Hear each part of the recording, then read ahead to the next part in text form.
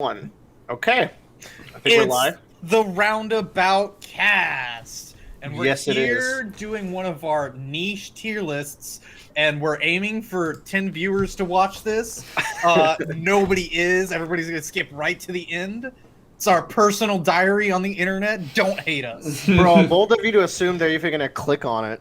However, can we get 10? Can we get one like on this video? I know We'll get one like on this If we video, get- and we'll release part 2 if you give us one like. If you give us if one we get like, on we'll talk this about One video, Piece. we'll do a Game of the Year 2021 podcast. Damn, if my favorite thing we do every year is hinging on one like, I'm kind of worried. I'll like it myself. Yeah, I'll go in with my account and like it. So, welcome to the tier list. I've been wanting to do this sitcom tier list for a long time, so we have some criteria that we got.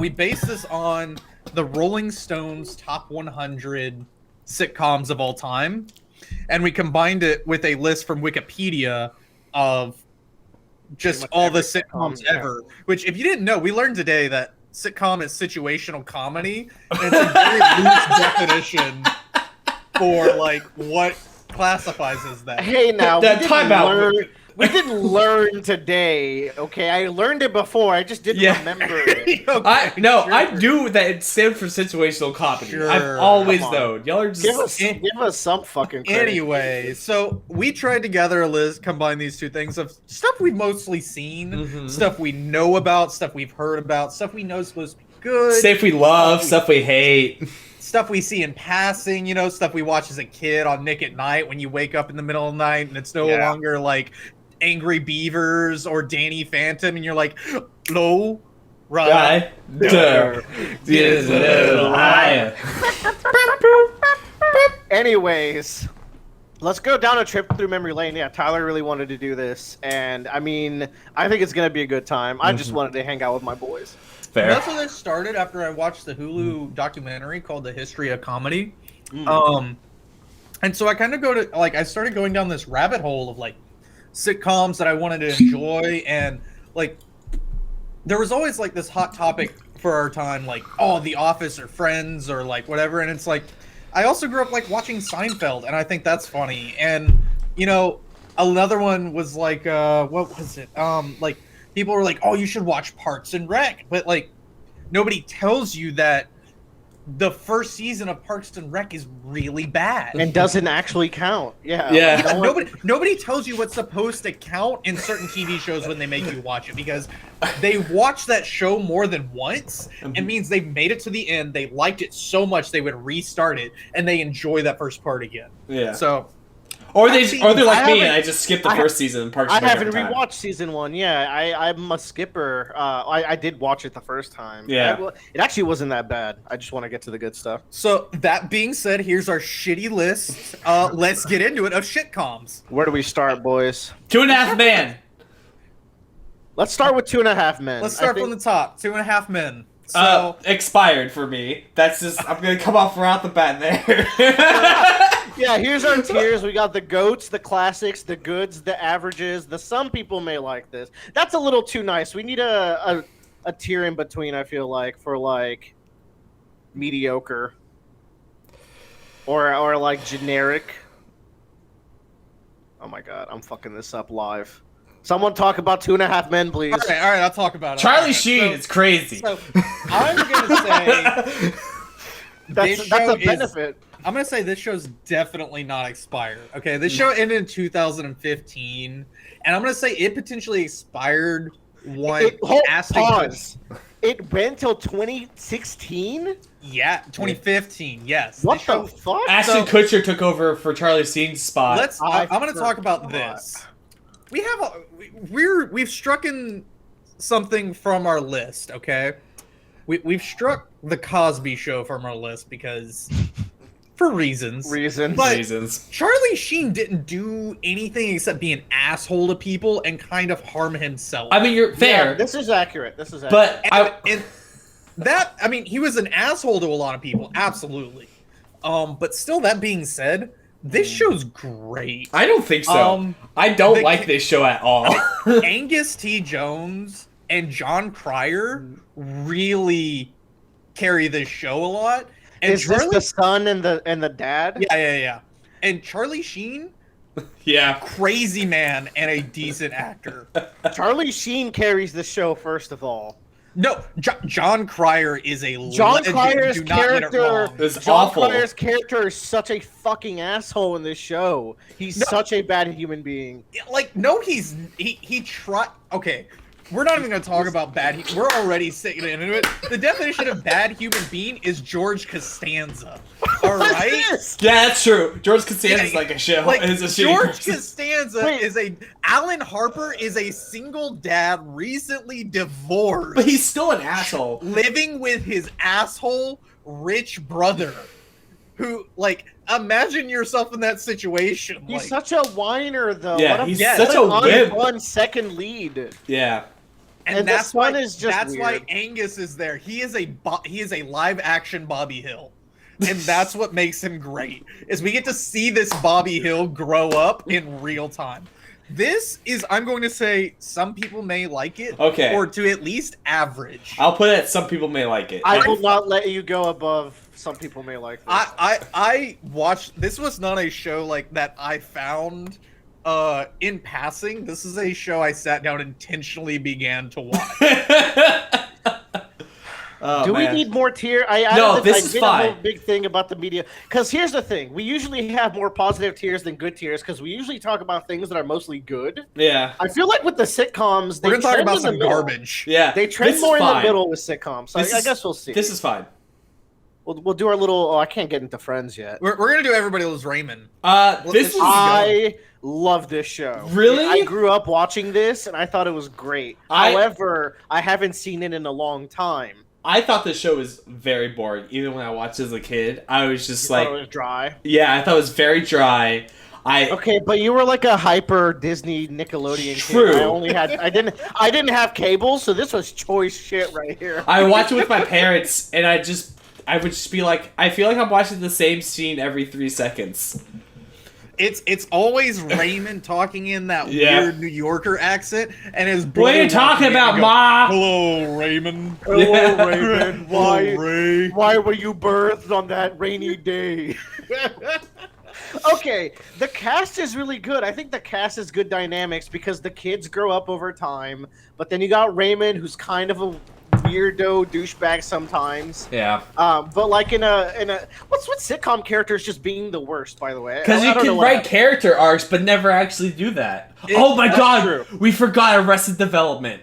No, we did not. Did we not? Do we have Arrested? What we did forget was the not Ted Bundy show, the Al Bundy show. I'm sure you guys. That's fine. That's whatever. Married with Okay. Children? No, not Home Improvement.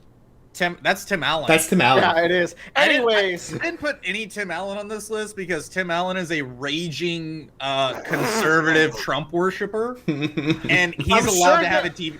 Him and I'm Tucker sure there's plenty Carlson of are people allowed to here. have TV shows.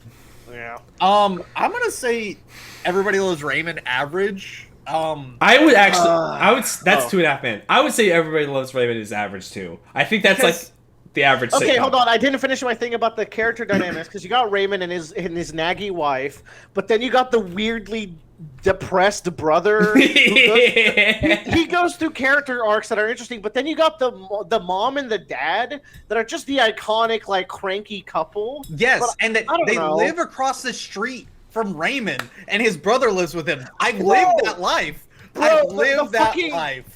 I don't know if it's the opening or if it's a scene, but the mom's coming over with a casserole, and it's like the scariest thing because like Deborah, I think is the wife's name, is watching it through the window, and it's like scary music. Doris Roberts, but I think Yeah. everybody get 2.5 minutes expired. Just keep that. Oh out my of there. bad. Come on, give it. You know what? Fine. It is Fine. an You know what? I think it's I will- average. I'll save my battle points. Yeah. Wait, we let SpongeBob slide through. We're not gonna do that. We could. These are some good. Let's do Sweet Life of Zach and Cody. I don't know anything about this. I mean, I know some stuff about this. It had like a hot girl when I was growing up. Yeah, The Ashley Asian Tisdale. girl. Oh, Ashley Tisdale. Brenda Long. Yeah, that's the one. Brenda Long aged very well. Yes, sir.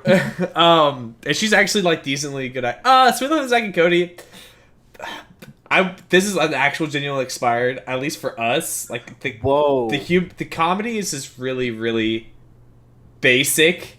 There are some good snarky moments, but it's all like it's not consistent enough. Should we have grabbed more shows among this caliber? I don't know if y'all can think of any. I didn't watch Disney growing up. Yeah, so me neither. I have no relation to this. I've actually seen more of it as an adult, watching my little brother watching like Henry Danger and fucking this show where they're like in an art school and everyone's a fucking tool. Honestly, I watched That's So Raven more than this show. But I think like this show, like we don't have that. Yeah. So go at it real quick. About That's So Raven. Yeah. That's So Raven is actually, I think, kind of fun. It's about a girl that's psychic and she has psychic powers. It centers around a black family, so they do have some of that racial dynamics thrown into their episodes as well. It's pretty decent. But like it's still okay. I would put That's So Raven at like average. I would put Sweet Life of Zack and Cody at expired. It's your call. Yeah, I say expired. It's just not worth watching at all. Like it's great for memes, but being great for memes doesn't mean you're a good show. Fun fact: Ashley Tisdale was 20 years old when Sweet Life and Zack and Cody was on. Yeah, meaning she played a high schooler who's already out of high school, which we're normal about. But you know, like that's how the act was. But just interesting to note. Mm-hmm. I don't know where we're going with this. Let's do. I just saw one. The Bernie Mac show. I don't know anything about this show, so. Oh man, I used to watch the Bernie Mac show all the time, and I think this is the show that invented that. Like, whenever you're like, you know the meme where it's like. It's like New Mexico and then like Breaking Bad New Mexico and it's like the sepia filter.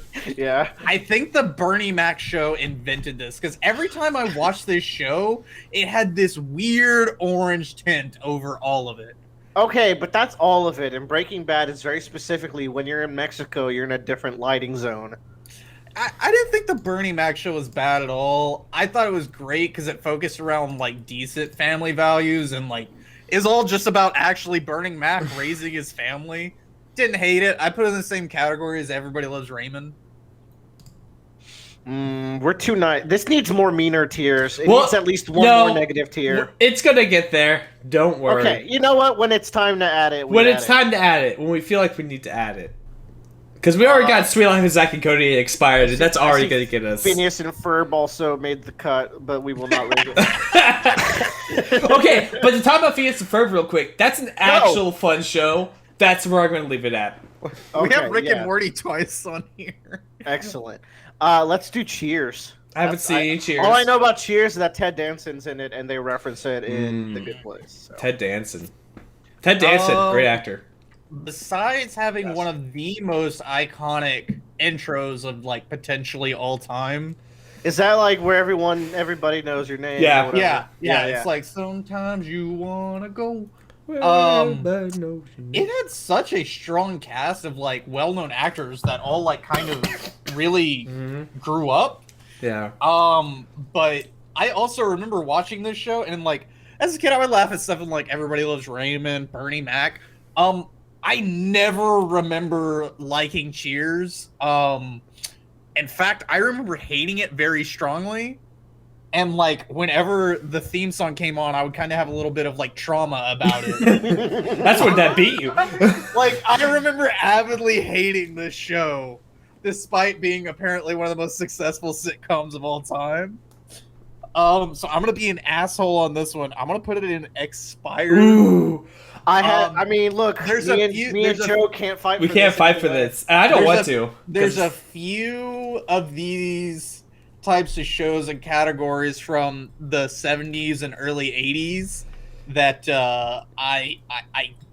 they just don't. Oh, we didn't get Happy Days. The literal show that invented jumping the shark. That's true. Speaking of jumping the shark, Total Drama Island, fucking do it. We skipped Phineas and Ferb and SpongeBob, but let's do Total Drama. So 16 in Total Drama will be ranked. Where is Total Drama? I thought you got rid of it. Next to New Girl. Oh, is it next to New Girl? Total Drama's fun, y'all. Yeah, it Total is fun. Drama's good. Total Drama's good. Total drama bussin'. Okay, here's the cool thing about Total Drama as a fiction show. It has the structure of no other show where you get attached to the characters in the same way that you get attached to contestants in a live action show. But then they get to do character arcs and like just gags with these characters. So every season, I haven't watched every season, but every season you get your favorites and you kind of hope that they make it to the end, even you're like you're trying not to admit that you're like invested in the characters, but you are. It's weird because Glenn. like they're not people, like they're just cartoon characters, but like it's like rooting for like your favorite sports team or like character in league. Yeah. You feel an attachment to them, and I think they do a really good job. Plus, they have Chef Hatchet, who's actually based off of the chef from the White House. You'll see that like really buff chef. I didn't put two and two together. That's neat. He's not, but oh come on, Tyler. They are like near identical in character, but like he might have been because like Harold is based off of like obviously Napoleon Dynamite, who was really popular at that time. Yeah, you're right. So here's the thing about this show, especially now in our late 20s, mid to late 20s. This show is kind of iconic for our age group. I see it on Twitter and like other social medias kind of often, and everyone's kind of nostalgic about it. It hits that millennial line. I feel like, you know, it's like right at the it went on right as like we were all developing our own like personalities. So we were all very clear of like what this show was, and it was on on all the time. So we kind of saw it and knew what it was. Kind of like I just SpongeBob. like how the wiki has enough like concept of this show that under Chris, who's the host, it says Chris is the host and main antagonist. Instead of protagonists about this show. Oh my, Chris As an is antagonist. Oh, Chris is a fucking character and a half. All right, go up. We have a new category from good. We're gonna change to bussin'. Classics are bussin' though. Oh, this is fine. Y'all keep trying to add tiers. I think this is we fine. need one more tier somewhere. No, we don't. Trust. I think there's a gap from like. all right, let's move on. Let's move on. We'll add the tier later. I'm gonna do the Reba show. This was such a weird time. So I think I've mentioned it, but it's worth noting. I did not have cable growing up, and a lot of these sitcoms are based around that experience. And the Reba show, I didn't know that she was a country singer. She was just the red-haired lady that got into like country-based shenanigans. Living in Texas, I absolutely knew Reba was a country singer. I didn't know No, anything. I moved in as a Brazilian. I didn't like vibe with the country scene, but I was in Texas. Now, I'm gonna put it in no strong opinion, but like it seemed like I didn't dislike it growing up. I'll say that. I actually I watched a lot of Reba, and the main thing I remember about it is I remember a lot of it about Reba and her sister in the show. Reba was like a fiery, like the mean mom, not mean, but like she held it down, as I recall. Kind of like a Roxanne kind of character. But like Melissa Peterman played the sister in the show, who has on and off roles that she's been in. She's mostly been in a lot of TV shows, but like she played a character named Barbara Jean, and I feel like she carried the show. Like their synergy really is like what the show was about. Tyler, it seems like you have an opinion on this show. I don't. I'm just trying to state the obvious of like, without the sister being in the show is really bad, to be honest. Let's move on. Mm-hmm. I think I saw one that would be good to do next. iCarly? No, it's too early to do iCarly, bro. Just throw Roseanne right next to Reba. This is Roseanne, right? Yeah, that's Roseanne. Throw Roseanne right next to Reba. So I've actually put on expired. Whoa! And I know what our new category is now. Oh, okay. God. Oh, it goes below expired, put canceled. Because Reba got canceled. Roseanne got canceled real hard. And not only like old Roseanne, but she was restarting Roseanne, and that got canceled. So I watched a video essay on Roseanne and like how the show moves on, and like they killed off the main character, which is just so Wild. weird. I like this tier. We should have brought the Bill Cosby show. Speaking of, so like, okay, let's do Blackish, because speaking of the Bill Cosby show, a criticism I hear about it, aside from the Bill obvious Cosby, or based, okay, no, about Bill Cosby show, is that it was the first like successful TV show about a black family. Oh, no, But it- no. Was Sanford and Son not? it doesn't matter. Bill refer Cosby show to, got like a huge following. No, the thing with the Bill Cosby show that I see it criticized about is that it's really like loose and it holds back with actual racial issues because it's a family of a doctor and a lawyer in like the 60s or 70s or whatever. Mhm. So they're very much upper middle class, so it doesn't really relate to the average struggle. All that to say, I don't know anything about Blackish, so whoever put this in the list, educate me.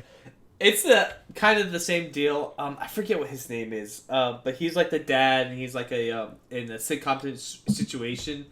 I've seen very little of the show. What I saw was funny and was good, but it also just felt like an actual like sitcom. It didn't feel any different from from any other sitcom that was just, you know, starting with a group of friends that lived in an apartment, or, you know, another. It seemed generic then. It seems very generic. Although there was an episode where they were talking about spanking. It's like the guy's like, "Yeah, I spanked my son," and like his entire workplace is like, "How dare you hit your son like that?" He's like, "What the fuck are you talking about? I gotta discipline my son." I'm like, "This is a good bit, because you need to honestly hit your kids every once in a while." Oh yeah, every Controversial kid to take, Jesus. every kid deserves to be hit, and What I- not specifically by your parents. It doesn't have to be a parent. It could be an uncle. every kid. I should be punching your child, but you shouldn't. It could be an uncle. Yeah, It could be a stranger. Mom and dad it should could be be hit their kids, but I should punch your kid. It could be a bully. Yeah, every kid deserves to get hit. I'm gonna sometimes back in that their up. My personal opinion is that as a parent, your kids should love you, but also have been instilled the fear of God about you as well. Yo, okay, sidebar. Who's gotten hit here? Because one time in PE, this really tall girl, I was being a little shit, but not that much of a shit. But she punched me right in the fucking mouth, and I bled everywhere. Then she had a crush on me in high school. So it was Is weird. this pre-Brazil or post-Brazil? This is if you want to go pre-Brazil. Or I guess Brazil. Some like hood boys. Yeah, if you want to go Brazil, some hood boy. I went to a hood school for a brief period of time, and the hood boys were not nice there.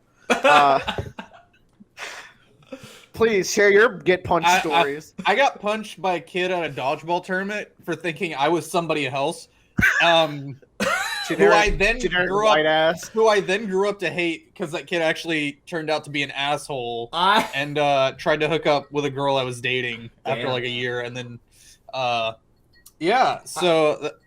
that's fun. I got hit in the nuts by a baseball bat at summer camp by a kid that I told to stop trying to hit the bat against the wall because he was going to break it. And then he swung the bat at your nuts? No, and he hit. I like blocked it a little bit, but he did hit me with it. I've been a hitter and a hitty, but we're not going to talk about that. We'll move on to the next sitcom. Okay, wait. Were we putting Blackish? Blackish and good or average? Average. You know? Like, I would put it in it's average. definitely average. It seemed like Joe was saying is some people may like. Average leans a little better than I would say some people may like. I would also say that like I would probably need to watch more of it. And once again, I am not a black person, so I don't know how I could relate. You are not, sir. Anthony Anderson is like the main lead dad. Is that his show. name? He's a very well known actor. I like him a lot. Lawrence Fishburne is also in it. The show. Double Blackish. Let's go. Lawrence Fishburne is in this as well. I forget. He's the grandpa, right? Yeah, he's funny. He was funny in the episode. Lawrence Fishburne's great. Okay, someone pick for me next. What the fuck is this? That's Robot Chicken, you idiot. Let's do it. Let's do it. This Robot is good. Chicken is still airing since 2005, by the way. Is it? Oh yeah. Like they are still going on. How come they must suck? Because I don't see clips. I haven't see seen bits. anything on Robot Chicken Yeah. since like 2007.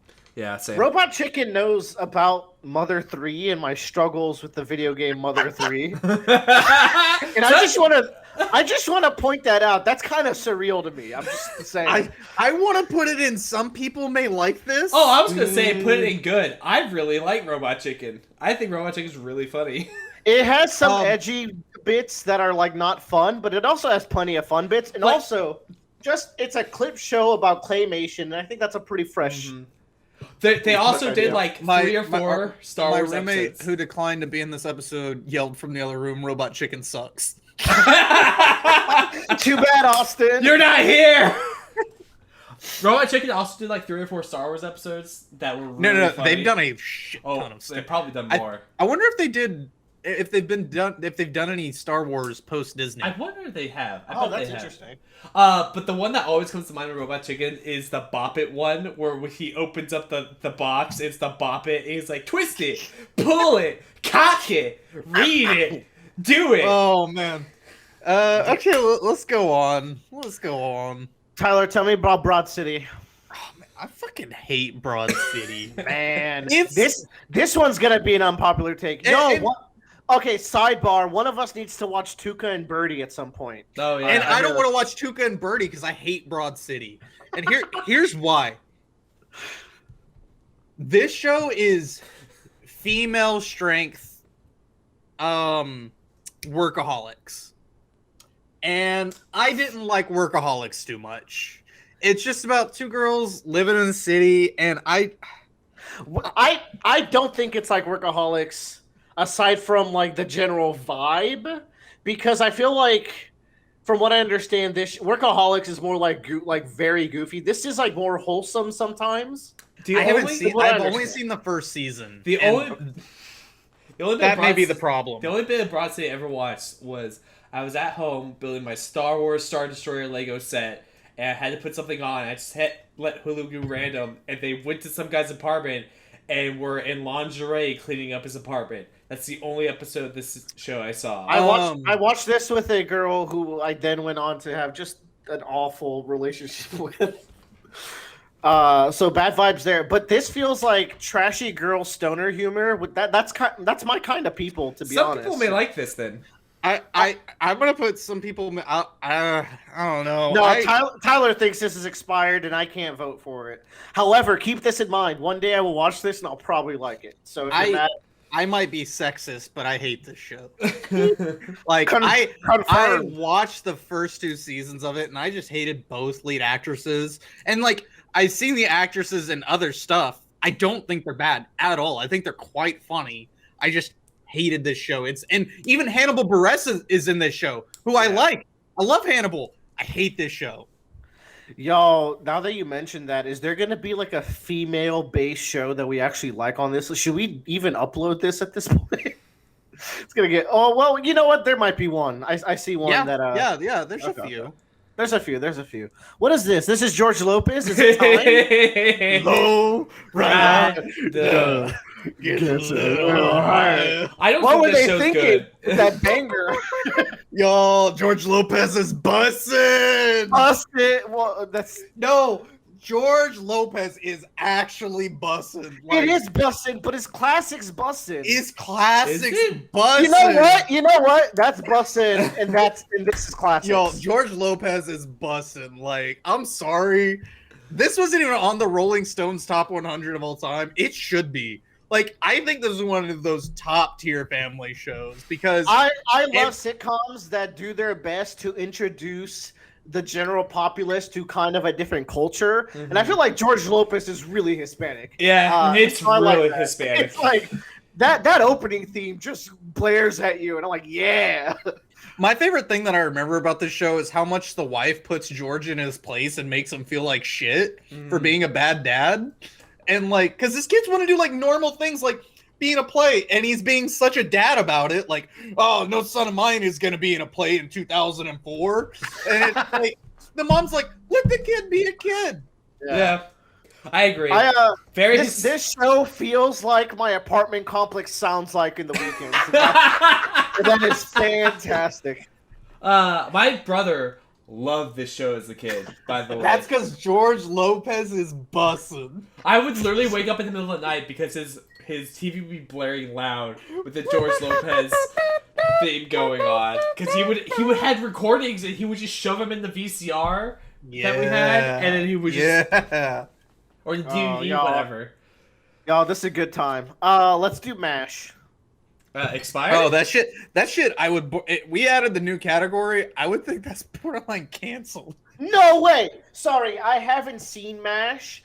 Dude. But I've watched a very extensive video essay on how the storytelling in MASH is actually super good, and it goes into really dark topics. Yeah, and I've been rewatching MASH with my mom, and this had some of the worst laugh track of all time, potentially, where the laugh track is going around when they're talking about war crimes and, like, killing transvestites.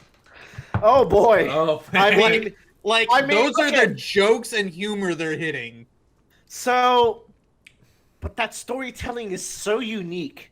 There's this like it's thing. It's not worth it. It's not worth it. I'm not gonna let you put it in canceled. I'm gonna force you. No, to put it's it expired. Expired. It is expired. This is a classic. We can't even upload this if you put this in expired. No, it we'll is get more expired, views, dude. Like that's what it is. Look, people. I tried. Listen. Look at me. Come on. Like, I MASH, whatever. But man, the consistent humor and like female abuse in the army and shit and yeah, there is a lot of sleazy bullshit. Yeah, dude, it is peak boomer and humor for the time of this entire show reminds me of like a comic strip that the boomers would look at, and it's like the epitome of the show is like, oh, I beat my wife, and then the dads laugh about it, and the women find it funny too, and it's like, what?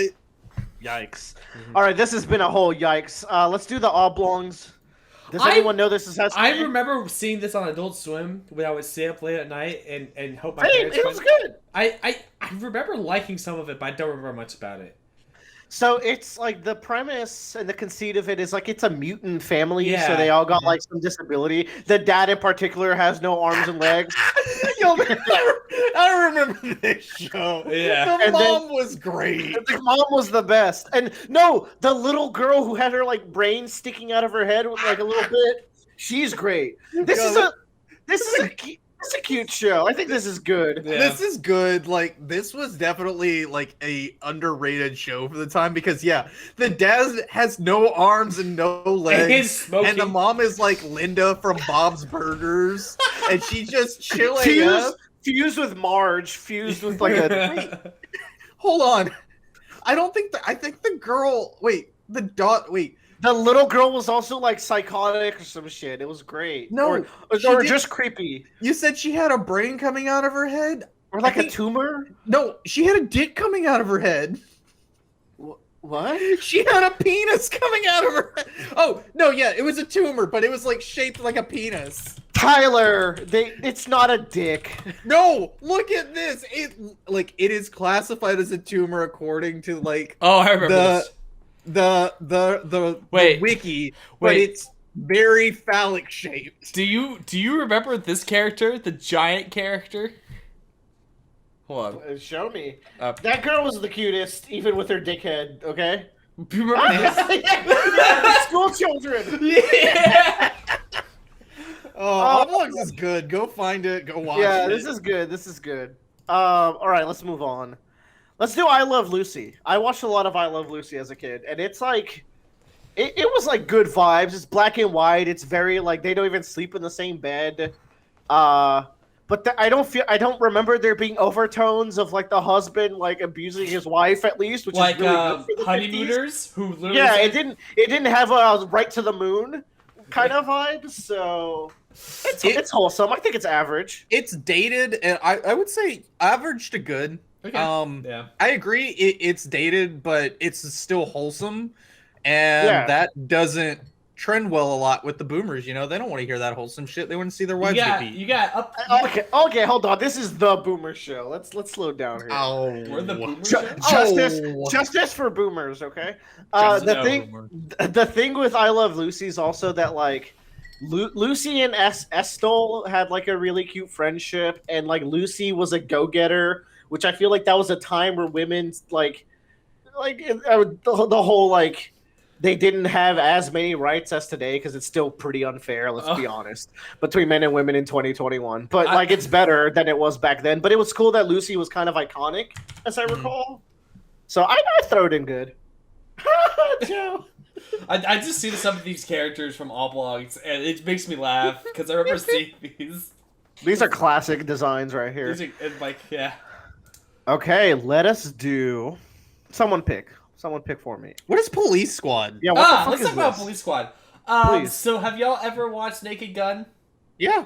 Yeah, no. So Police Squad is what Yes. inspired. Yes, Naked I Gun. said yes. Yeah. I said no. He's saying both of us. Yeah. Relax. Okay, so Police Squad is a 6-episode sitcom that literally went 6 episodes, got canceled, and then they made Naked Gun, the Naked Gun movies, and it's based off of like this inspired Naked Gun basically.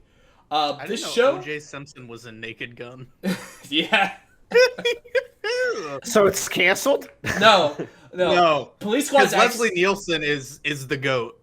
is very, very, very funny. It has really it has that airplane humor where it's got this weird meta, but also like just absurdist humor going on with it that like I think does really well now.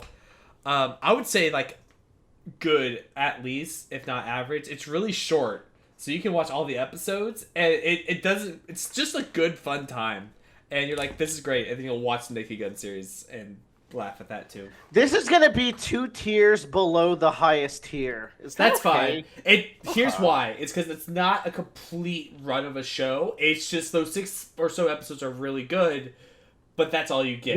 We put George Lopez right below the greatest sitcoms of all time. I just want to George Lopez bussin'. All right, let's do Hannah Montana. Who fucks with this one? Because I didn't watch much of it. I watched a lot of Hannah Montana. A lot. I had to. I was forced to watch Hannah Montana in choir class, Weird. Oh, and I hated it. I hated most of Disney growing up, and still don't. I think really we're gonna go into a repeating trend of Joe here. This is also expired. Wow. I'm here to just trample on your childhood dreams. I don't think. Damn, you really are. Yeah, I don't think these shows are good anymore. I think that they're very outdated. I think they're very much in the times humor, which is why I don't think they're that great. So it's very gimmicky because it's like it really is a market ploy of like, oh, you know, she's 2 people and then we're going to sell these fucking CDs. People are going to get really excited about it, kind of deal. That's pretty brilliant, to be fair. It is pretty brilliant. But I think like if you were to go back and watch them now, you'd be like, who gives a shit? And like, I feel like that's where I Love Lucy stands out, because it also has a lot of like visual gags. Like I think of I don't know if y'all seen the clip where she's in the conveyor belt, pack, I think she's making confectionery or like sweets or something, and she's like getting overwhelmed. It's like, that's timeless, and it's not cringy. Because it's very relatable, and we've all been there. Hannah Montana is literally just like, I have my life and this secret life. I'm just a shitty superhero. And then You know what? Let's get controversial. Let's get there. Okay. New Girl. Some people may like this. No, I think New Girl's really Some funny. people may like this. What did Joe say? I think New Girl's really funny. I would say average or good. I think it's very funny. I think all of the male characters in this show are so good. Schmidt himself is one of the best characters ever. He is so funny. Tyler just hates him because he is Schmidt, and he refuses to accept it. He is 100. I will text your girlfriend right now, and she will agree with me. Is this true, Tyler? Are you I don't this know. character? I didn't like the first season, so I didn't watch anymore. Also, they replaced the black guy after the first season. And then he comes back later. Okay, first things, it was the first episode. Okay. First Secondly, episode. Great.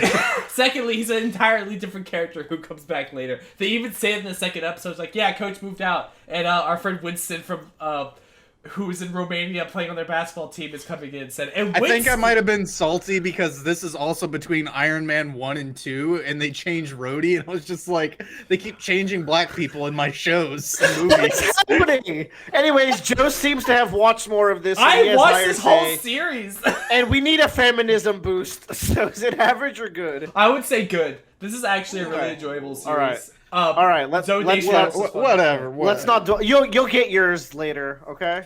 You know, while we're on that, if we want another feminism boost, I've heard Unbreakable Kimmy Schmidt is fantastic. Oh, so good. Where is that? I love Unbreakable. Bottom Kimmy right. Schmidt. Now, It's a little weird sometimes because let's not beat around the bush. Kimmy Schmidt was kidnapped and raped by John Hamm, but he's also a super funny character. I So don't- it's like no, if she was raped. I think she was just kidnapped. no, she calls him a rapist. Like Okay. he had sex with those children. Wow, I promise the show is funny if you haven't It's seen very it. funny. Everything I've seen of this show, I've liked, and everything I've seen of New Girl, I've kind of been lukewarm about. So I like this show much more. The things I don't like about Kimmy Schmidt are, I think his name is Tyrus. His humor gets a Yeah. little grating to me personally. Tyrus was great like season 1, and then it gets really old season like 2 and 3, and you're just like.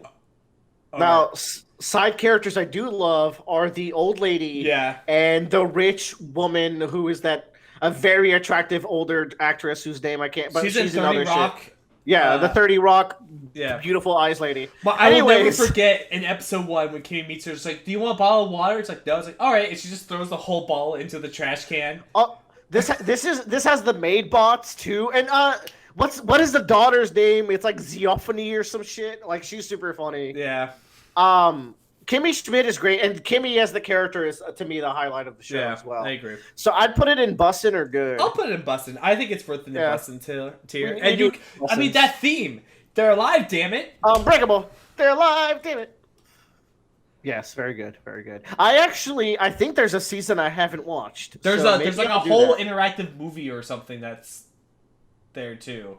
Because I think when With season 3 Daniel was coming Radcliffe. out, when season 3 was coming out, I think it came out in halves, and I never watched the second season. Did it? And if there's a season 4, I also haven't watched it. So maybe I Let's need go to back look into that It's tonight. on Netflix, so I mean, Okay, Joe, what's next? iCarly.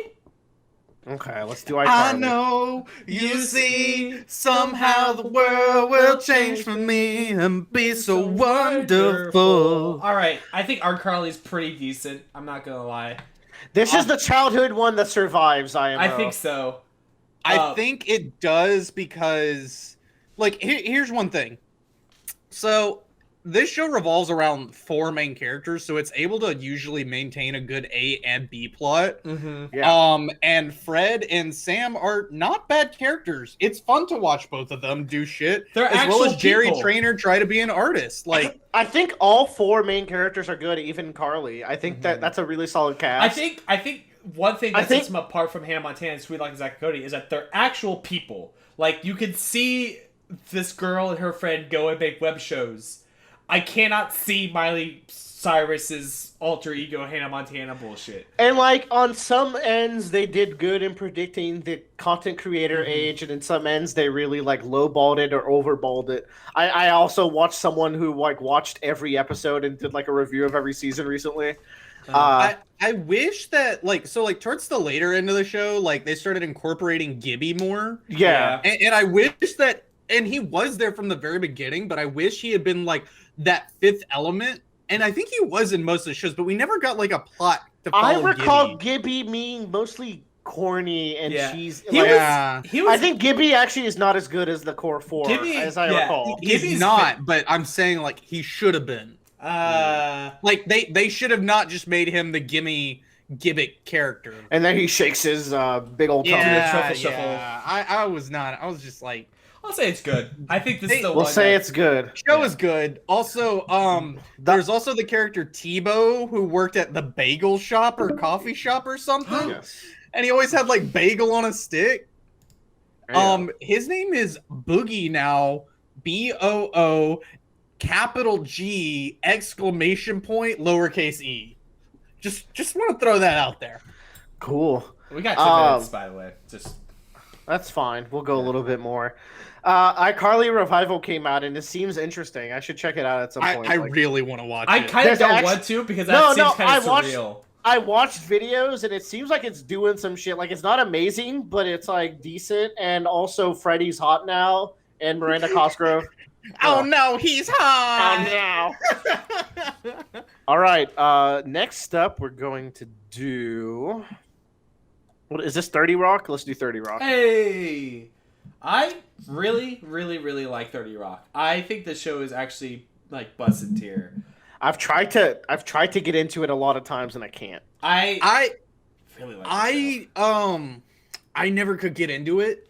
And literally, like, the other week did I just understand the premise of the show. Oh my god. What is... Can you explain it to me, please? Yes. So 30 Rock is the name of, like, the writing office. Yes. It's the building For that they're in. Saturday Night Live. Yeah.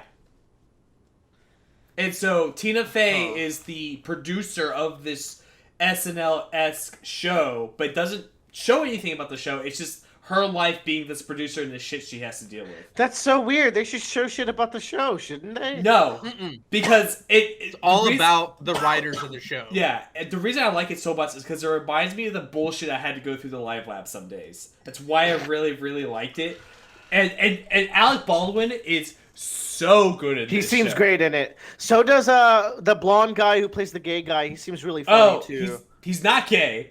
Oh. Jack McBrayer is actually, I think there's this funny lore about this show that he's actually like a god. Yeah, or he's an immortal. actual god. He's a god. Yeah. So the thing I have with Tina Fey shows, I feel like, is that like the characters don't come out feeling like a cohesive group or friend, like a Michael Schur show, like Brooklyn and of course The Good Place and Parks. Did we I get feel like the Brooklyn cast. Nine-Nine? Oh, we did. Yeah. Yes, we did. I feel like the cast comes out as friends, and I didn't get that from like But 30 Rock from what I saw. But also, But they're Kimmy not. Schmidt. But that's Kimmy coworkers. Schmidt also, like the cast and Kimmy Schmidt But also doesn't come out as very friendly. that's so also like kind of the goes- point. Is that Okay. they are close because they work together, and that's about as far as it goes. Where it's like and I the want thing, them to have bonding moments. But and the thing about Tina Fey's character is that she wants to go out and help them for real, but she also has to do her job because she's the boss lady. So she has to like balance that out a little bit. And there comes a point where she talks out. It's like, why can't I be friends with you? It's like, you are literally my boss, and if we can't invite you to go out, it's like inviting your mom out to go out and drink with you. Also, judging from the cast, it seems like almost every comedian ever in existence has been on 30 Rock. Yeah, I think As, the like, show is really actor. good. I would say it's good to bussin'. Like, Yeah. I've never watched all of it, but I know the acclaim that It comes with it. just came back onto Netflix, and I was so happy because I could just. we'll leave it in bussin' and we'll take a quick break. Okay, next up we got. Let's do Full House. Our Full house. House should be expired because Bob Saget. Okay. Isn't that canceled then? I. All right. I just wasn't prepared, dude. What the fuck is wrong with you? I'm just saying it how it is. Oh, Christ, dude. I can't put this on YouTube now. Let's move on. You have to do actual editing and bleep me out. I don't know if I'm gonna be strong enough. Just bleep out that one word. Oh, it's the sentiment. All right, let's do. I had another good one that we could do. 16. That is technically a sitcom. It's more adult oriented, and I don't think it's as good as Total Drama, even though it's like more relatable. It's actually pretty relatable. But I remember some of the characters being pretty cringy sometimes. So I don't know. Average? Yeah, it seems like an average show. I'm sure some We people also- may like that. The only We also episode. changed the name of a tier, by the way. I just want to. The only episode I remember of this show is the episode where like they have a cute baby maker machine, and one of the girls kept on making ugly babies and had to get into the booth with the ugly janitor to make a cute baby. It has Megan Fallenbach as a voice actress. She also voices Gwen from Total Drama Island. That makes sense. Oh yeah, I know the character. Yeah, same. She clogged the toilet. Yeah. I remember that. I remember. So I remember this show and Total Drama, like they came out in Canadian television first, I think. So they were able to say crap and crud and throw up. And boy, did they say crap and crud and throw up. Yeah. And blurred genitals. Mhm. What a weird Oh, time. blurred. Oh yeah, blurred genitals. That big baby. censor bar. Let's do. Is this I Love Lucy again? Yeah. This picture of I Love Lucy is worse, so that goes below. Okay, let's do Big Bang Theory. Some people may like this. No, think... they don't. Hot take. Oh no. No. I like Big Bang Theory. It doesn't mean you're right. But it is quite bad. Yeah, okay. Expired But at best. Here's I'm not gonna put it expired because That you don't have a choice. I'm part of this too. I'm gonna put some people may like. I think some people I'm may gonna like say this as a better tier. Some Are you people shitting may me? like this. Some Are you people may shitting me like right this. now? You So- guys are saying this show is better than Broad City and Cheers and MASH? Yeah, Oh my fucking god! actually, yes. Oh, I don't have time. For At this. least there are some And nerd it humor is things I can laugh so at. like, okay, there's a dividing line between these tiers that I see. In my eyes, some people may like this as the bottom of the real tier list.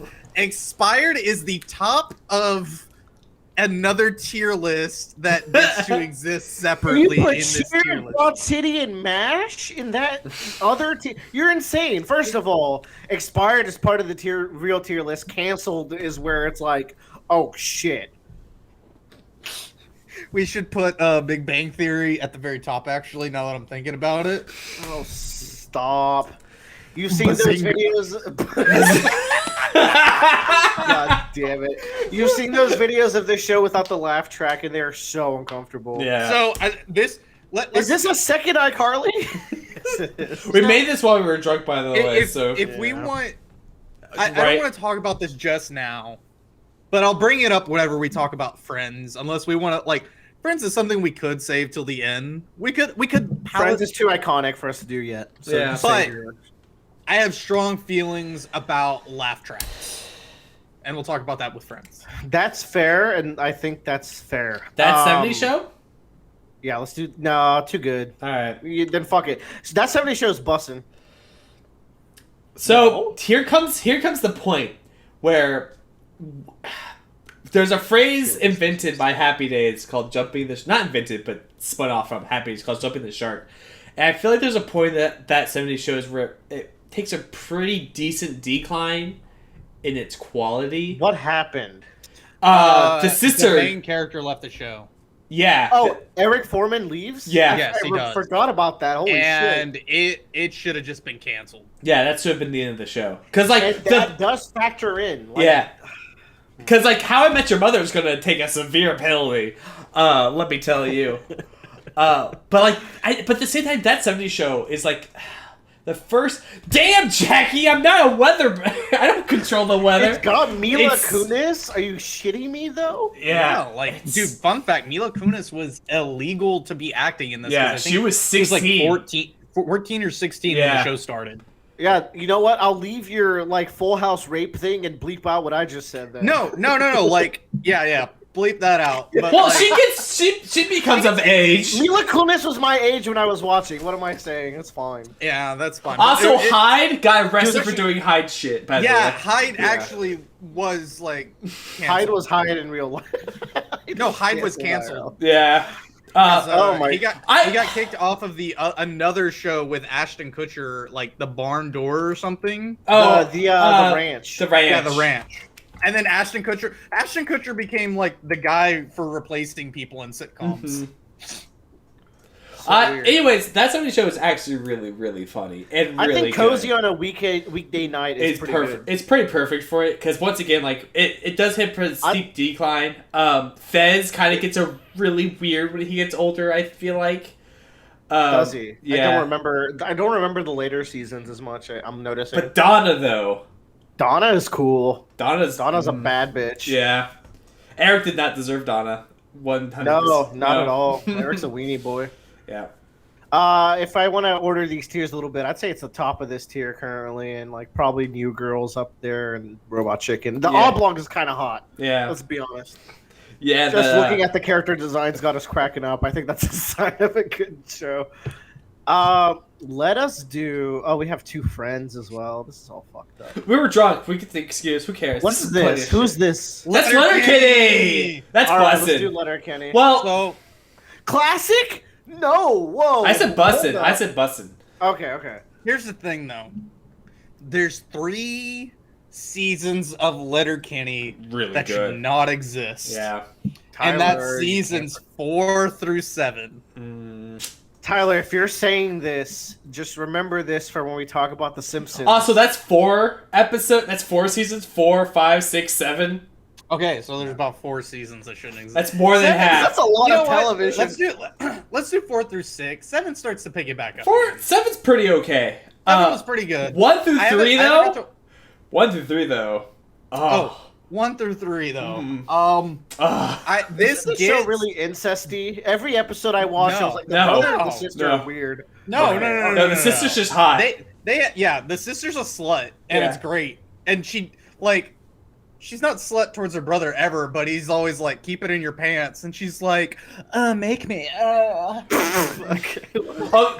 What's the guy? What's the name of the main character? The shaving Wayne. Totoro Kujo from Canada. I went to high school with Wayne. There was a guy that squinted like that, talked just like him. He was my best friend. I'm like, dude, you're funny. Take about 10 to 20 off there, Squirrely Dan. Yeah.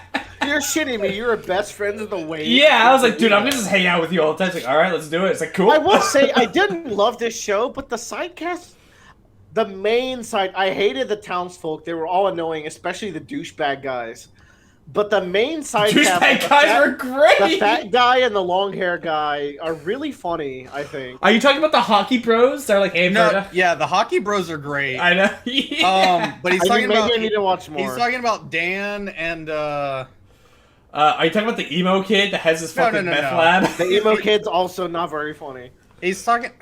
Emo talking kid about falls off. I'm talking about the main characters. Dan and Daryl. He's talking about Dan and Daryl. They're pretty good. Yeah. So where do y'all want to put this? I'm I gonna have less say say this here is 'cause I cozy watched on a more. weekday I would say night. that too. If I went to Tyler's and we watched I was like, he was watching Letterkenny. I'd probably just do that the rest of the night. The for show season has 3. a decline and Yeah. then rise back up. Yeah. But also, this show was an indie Yeah. run show that made it out on their own, and I think that gets some points as well. Mhm. Like a lot of these shows are probably like that, like Robot Chicken, because it definitely was. But Seth Green had some notoriety. I don't know. It's good. I think it's definitely solid. I Yeah. recommend watching Letterkenny at least the first 3 seasons. We're doing Family Guy. Average. So, let me say something. No. I have seen all of Family Guy. I have seen a shit ton of it. Okay, you I can't have diminish seen- my take. All of Family Guy. You're a psychopath. I am. I absolutely am. The new seasons the writers have been replaced with the Seinfeld writers. Fun facts. The Okay. show got better. Okay, Family Guy starts out pretty good, turns into something that I hate with so much. It of my being. flanderizes Oh, yeah. itself. It's part of my personality. Like these guys know me as a Family Guy hater. Yeah. But like the show enters this period where the animation budget goes way up and you notice it immediately, and then everything gets grosser, more gory. Mhm. There's zero music. It's always awkward and dark, and I fucking hate it. And I think you guys know exactly what episode I'm talking about by just saying that like the music just went away and everything was darker and it was just weird. I feel like the Family Guy, what was fun about at the beginning was that Simpsons were huge, and Family Guy became the Simpsons of the Simpsons. Yes, Where yes. it was taking a riff off the Simpsons, and then It was kind of- counterculture when The Simpsons became culture as Yeah. opposed to counterculture. Yeah. I think a lot of the music probably went when Seth MacFarlane stopped being a writer Yeah. on the show. That's when the because- show went. IMO. Yeah, I mean, he was still a producer. He was still a voice actor, but he wanted to do less with the show because he started making movies. He's pretty hands-off. He started doing like I don't know if he did Cleveland Show or American Dad. Wait, also we don't have we American should've put the Dad's Cleveland- great. American Dad's pretty- on here, and it's a better show. It is a better show. So I'm gonna okay, here's my thing. Family Guy has created some of the most notable moments in television history, alongside The Simpsons. Like both of these shows had their high ups and low downs. Bro. By the way, Joe, are you still recording? Yeah, I am. I haven't stopped. I vote this show to be an average. I can deal with average. I think No. it's. Some people may like this.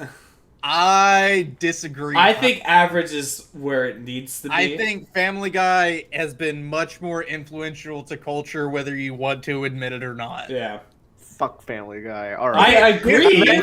American Dad is cozy on a weekday night. That's though. fine. I agree. I agree. But here's the thing about Family Guy is it's got one of the best lines in history, and we use it constantly as an inside joke.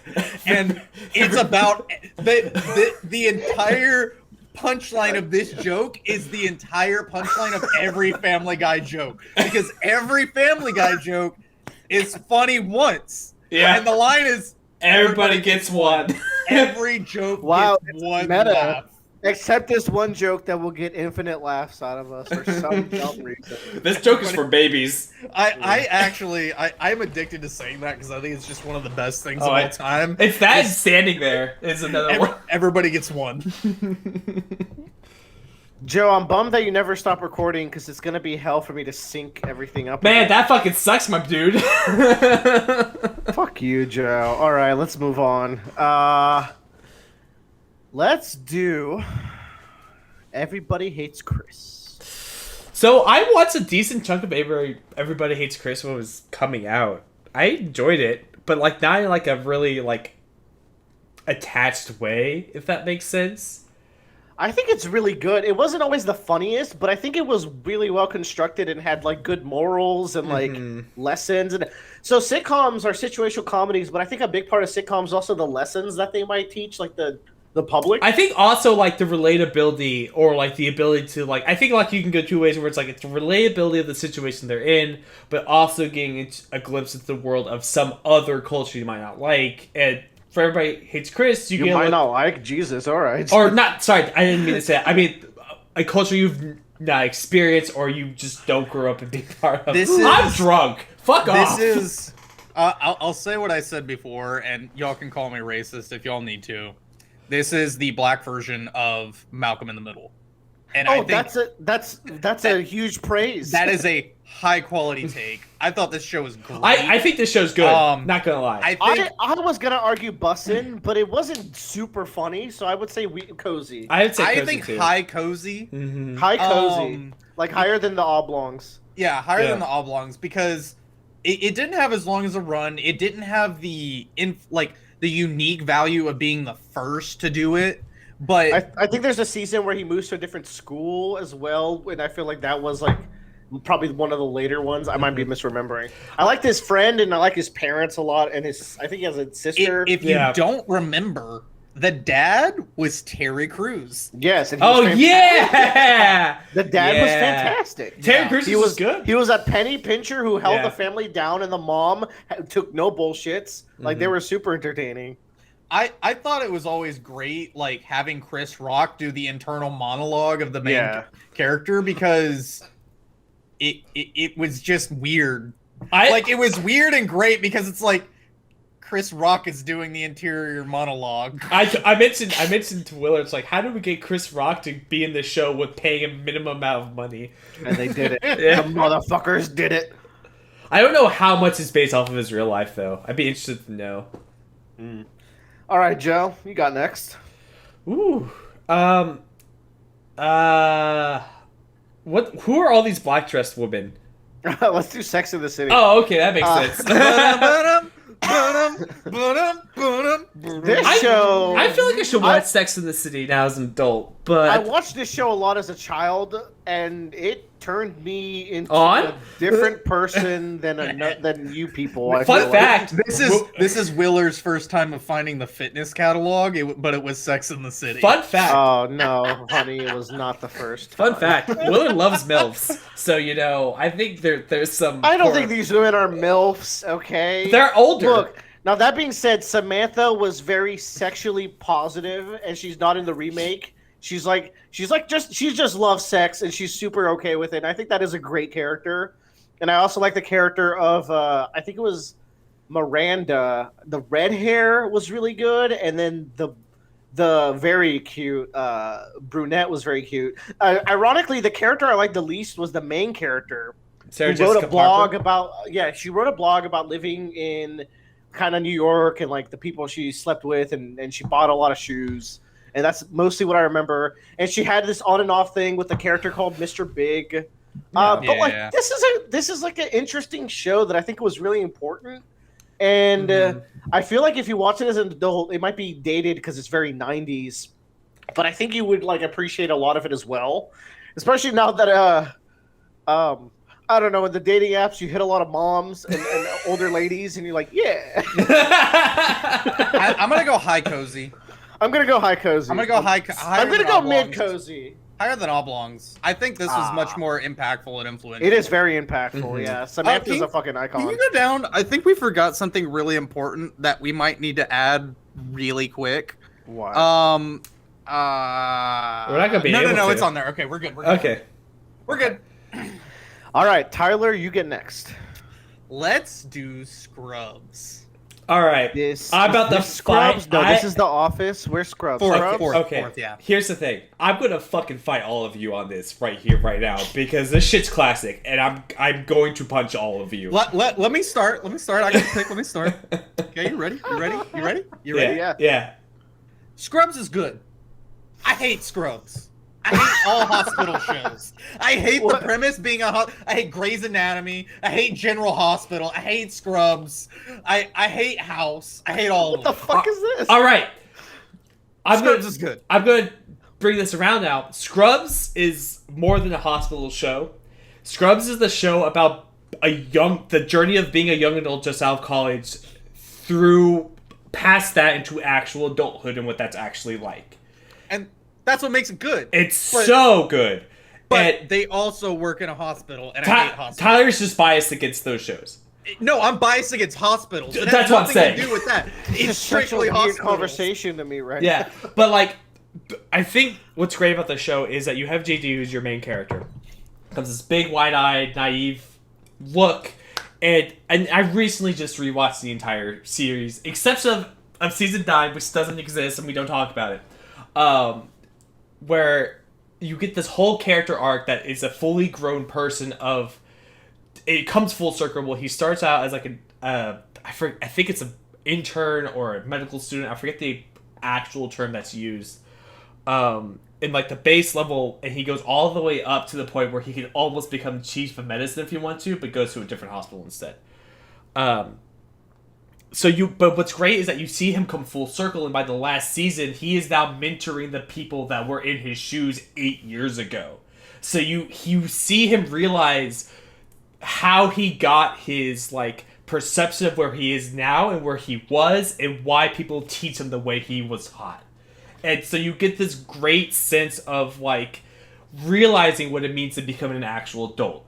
And kind of understanding of like there are some things you can hold on to, there's some things you have to let go, and there's some things you have to grow out of, and there are some things that just kind of stick with you and that you just need to like, oh, is it? Great. Fuck all of you. What's happening? What? Tyler says my audio's broke. Can you hear me, Willer? Jesus, I can hear you, yeah. Okay. But like, and there's a bunch of other characters like Dr. Cox, who goes through his own kind of arc. Dr. Kelso, who's chief of medicine, who goes through his whole arc as growing old. I think this show, if you come out of college, is like a mandatory watch. I think it gives you a great perspective, like what life is like once you kind of get into the real world and you have to like start taking up the training wheels. It's very funny and lighthearted. Joe's saying there's you have to be a certain amount of wealthy to enjoy this show. No! What the fuck? Where's this? Classic. Because not Classic. everybody can afford to go to college, so this show But is wealthist. Yeah, Joe. What the fuck, man? Yeah, No, Joe. What My vibe of Scrubs is that it's a very normie show. What do you mean by that? No, you can't. What do I mean? I slap you for saying normie. I don't even know what you mean by that. Oh, We're talking. No, it's not classic. I'm no. gonna say bussin' or cozy on a weekday night. No, it's not. It's better than Cozy. Like, I watched this Papa- show. It seems like the split is top of bussin'. I allow There's. I'll allow it. I just think this show's really, really good. And there are multiple moments in this show where it feels like a Joe, non-battle if you wanna- battle arc. Like, this if is you the thing want- I'm gonna fight for the entire time. if So you want to strong arm me into classic, Yeah. just know that I will come back for you. that's fine. This is the one thing I just need to get All up right, there. Tyler, we're gonna let it slide, but it's gonna be low class. Hold on, it's top of bussin' right now. We'll circle back to it. I promise. Okay. Let's do King of the Hill. Okay, so Let's not waste time. This No. is pretty bussin'. I hated King of the Hill growing up. Of course, it's hideous. It's disgusting Because looking. you truly cannot relate to this show. Now I want to talk about it. Hank Hill is a terrible man. God. Whoa, really? Yeah. He is a piece of shit. That's the whole joke. He is like peak boomer, close-minded person. Yeah. Damn. But I want to talk about the humor in this show that I relate from it now. Because I find the humor and how shitty Hank Hill is. Like, I find the humor and it's like, oh, yes. It feels very self-aware. This is the type of person that should be a character. Like, this is who we have to see every day now on social media. But now I get to But see it should be a character, but it's real life. I like that take. It Yeah. gets to be a character. And that's when I can appreciate this closed-mindedness, is when it's on TV and it's fake. Mhm. Now, here's something else I want to talk about. We're only on season 3 of King of the Hill, and they're talking about shit that's still relevant to today, like women in the workplace. Like, they just hired a woman, and it's like, oh, you like they're like, oh, you didn't hire her because you're attracted to her, and I'm like, the humor's so relatable still, and Bobby Hill is great. And Dale Gribble might be a Jesus of some kind. I think Bobby, Dale, and Luann carry this show personally. And The best thing about the show is Hank comes around to be like, he gets like every episode is him building this pit of being a shittier person and then bringing himself back to neutral. Like, that's what every episode is Hank brings himself back to neutral of being a decent human being. What a character arc. Yeah. What a And character arc. A flat it's like, line. Like but like it still has questionable stuff. This in is it. why Like, Tyler's show. there's an episode we watched where Bobby wants to be a child model, but he's like a plus size child model, and he's like being successful. He's like not good at anything, so he gets to do cool Yeah. stuff. Like, the episode starts off like his parents taking him to a fat kid store, and they're like, oh no, Bobby, we're gonna go to a special place to get special clothes, and they're like talking about how cool the elastic is and that Bobby will grow with it, and he's like looking, like the camera pans around to all the other kids in it, and Bobby goes, this is a fat kid store, and he gets real sad, but then he gets recruited to be a plus kid model. And he starts being really good. He's going to be in a fashion show. He's thriving. But his dad's like, no, my son will not be a plus kid model. And he like literally grabs Bobby over his shoulder and is like forcing him out of the show. And it's like really like he won't let his kid be a kid. So, Bro, you're killing me. Where are you putting this? But then the episode ends with Shut up! this is the classic Tyler getting MO. egged by bullies, and that's like Texas. Like, that's shit that happens in Texas. This is the classic Tyler MO where he will go on a 5-minute rant about one thing about the show and then say like, some people may like this. So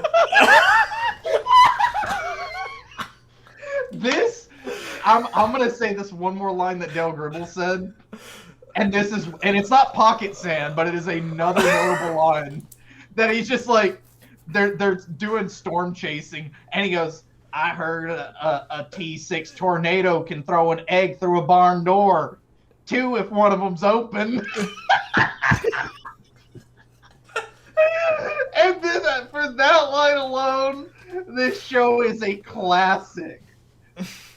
What are we thinking, Joe? It's bussin'. I say classic. Tyler, you can't talk anymore, dude. You had your share. It's bussin'. What are we?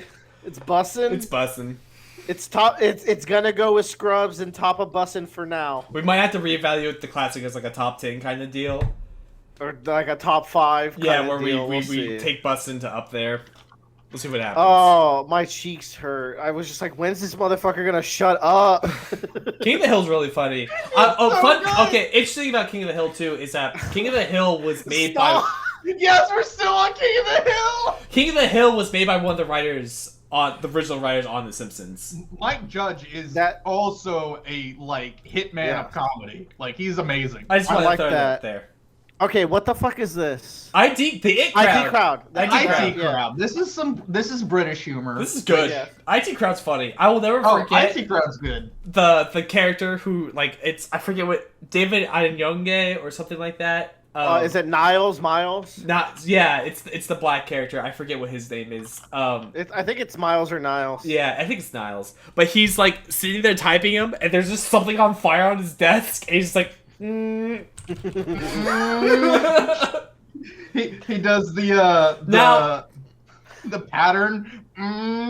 yeah. Shalon. Now, Shalom. now I will say, I feel like there are some episodes. Hold on. Okay, No, go, Joe, go. Tyler's dead. Oh. There are some episodes of IT Crowd that I just feel like really fall flat, really, really hard. Everything I've seen of the show is like it gives me cozy vibes. It Like, does. it's- I think it's cozy because vibes. I think it's a unique setting with like pretty solid humor. Mm-hmm. I'm gonna say nay. It's average to some people may like this. It doesn't. I would. It doesn't. It's not timeless. It's good humor, but it's very niche. It's very niche. I don't know. I'm gonna say It do be British. some people may It like do this. be British. I would say average. I think it's pretty funny. Let's put it like mid-average. That sounds good. Or I don't know. It's better than Bernie and Mac. I agree. We will have to reevaluate this as we go. Yeah, but that's fine. Let's keep moving. Because Blackish doesn't deserve to be. Some people may like this. I think that's. The way Joe was talking about it, it seemed like it, but maybe. Mm-hmm. All right. Let's just... Move that back up. We've said some controversial shit. Let's do Archer. Archer's fucking good. Archer is Like- pretty good, but I haven't watched like the latest seasons of it. I hate how many people are like, "Oh, the animation's so bad." I'm like, this show's about the writing and the Yeah. voice acting. Like, The animation never got to me. Like I think It the writing never- and voice acting is yeah. pretty solid. The animation was more of a gag than anything. Yeah. I personally think this show is a classic. So there's actually a fun stigma about this show. No, I can't say that. Okay. Every girl I've ever dated has hated this show because their ex liked this show. And I'm like, every guy likes Archer. Like, almost everybody likes Archer except they had a bad breakup with somebody else who also watched Archer, which is almost everyone our age. I think Archer is all right. I think but it's a good parody, isn't it? It is. Yeah. And then it goes into like a bunch of other parodies later. When they couldn't use ISIS anymore because of global terrorism. Yeah. And the voice acting is fantastic. H. John Benjamin is way too good at his job. It's got This is bussin', isn't it? Yeah. it's got Benjamin, Cheryl, it's got Judy Greer, Ugh, Amber God bless Nash, her. Chris Parnell, Rest in Jessica peace. Walter, Aisha Taylor, like Mm-hmm. Lucky this by- Yates. Is this by the Mighty Boosh people, or like I feel like I've seen Adult Swim shows that are, we don't have Aqua Teen Hunger Force on here. Is that just me? Yeah, that's just you. I've never seen Aqua Teen. I've seen Aqua. I have seen anyways- Aqua Teen, but Anyways, some people may like Aqua Teen. some people may like Aqua Teen. Man, that's a hard niche crowd that's gonna That is- hate that you, is a which is exactly why Weird it's some fucking- people. I feel like that's Bradley's show. It is Joe, Bradley. you should go. What the fuck is this man with the glasses here and the black silhouette? Oh, that's Curb. Curb Your Enthusiasm. Oh! Let's talk about Curb. It's time. Most famous for a meme. Yeah. All I know of it is Larry David clips, so I don't have much Yeah. to say on this one. I've watched it. It's short because I think it only had like 3 seasons. Yeah. But no. It had.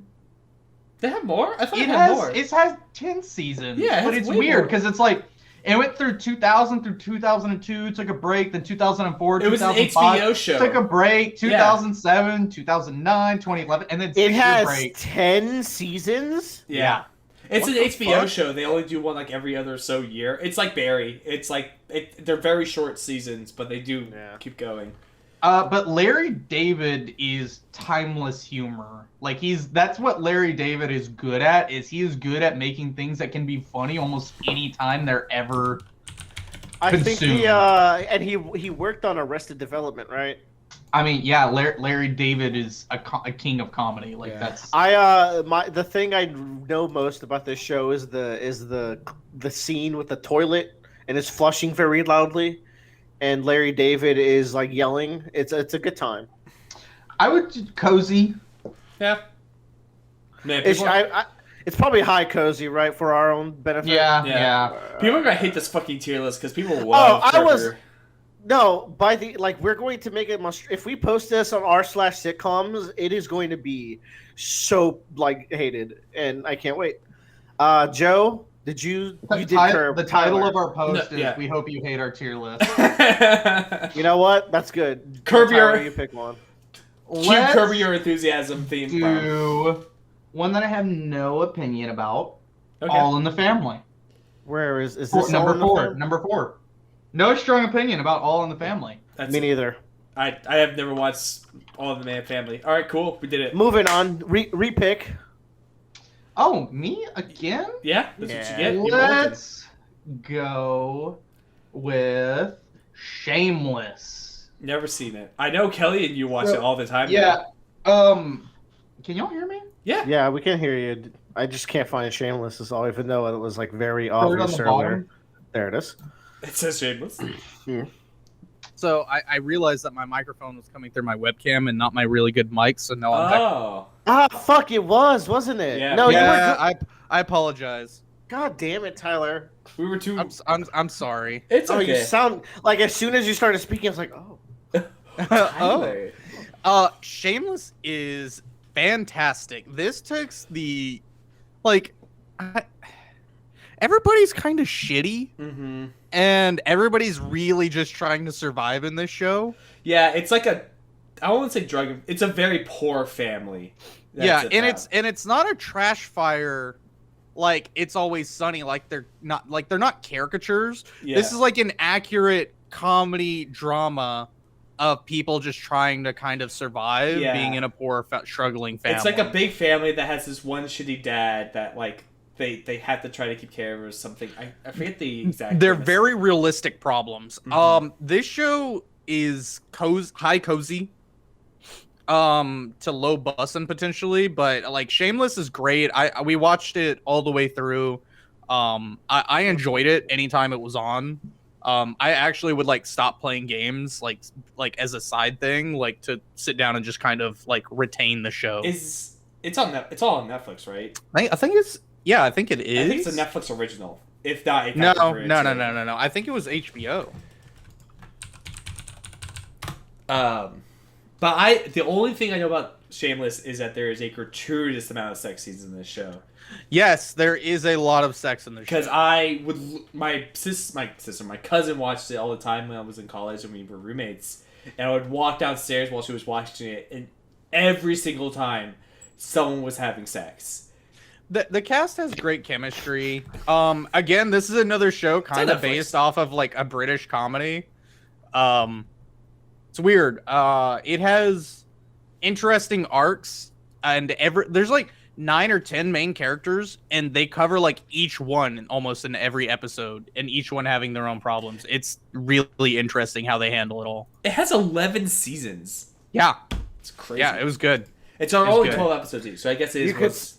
You could say they were shameless about how many seasons. I Y'all, who's watched Modern Family here? Me.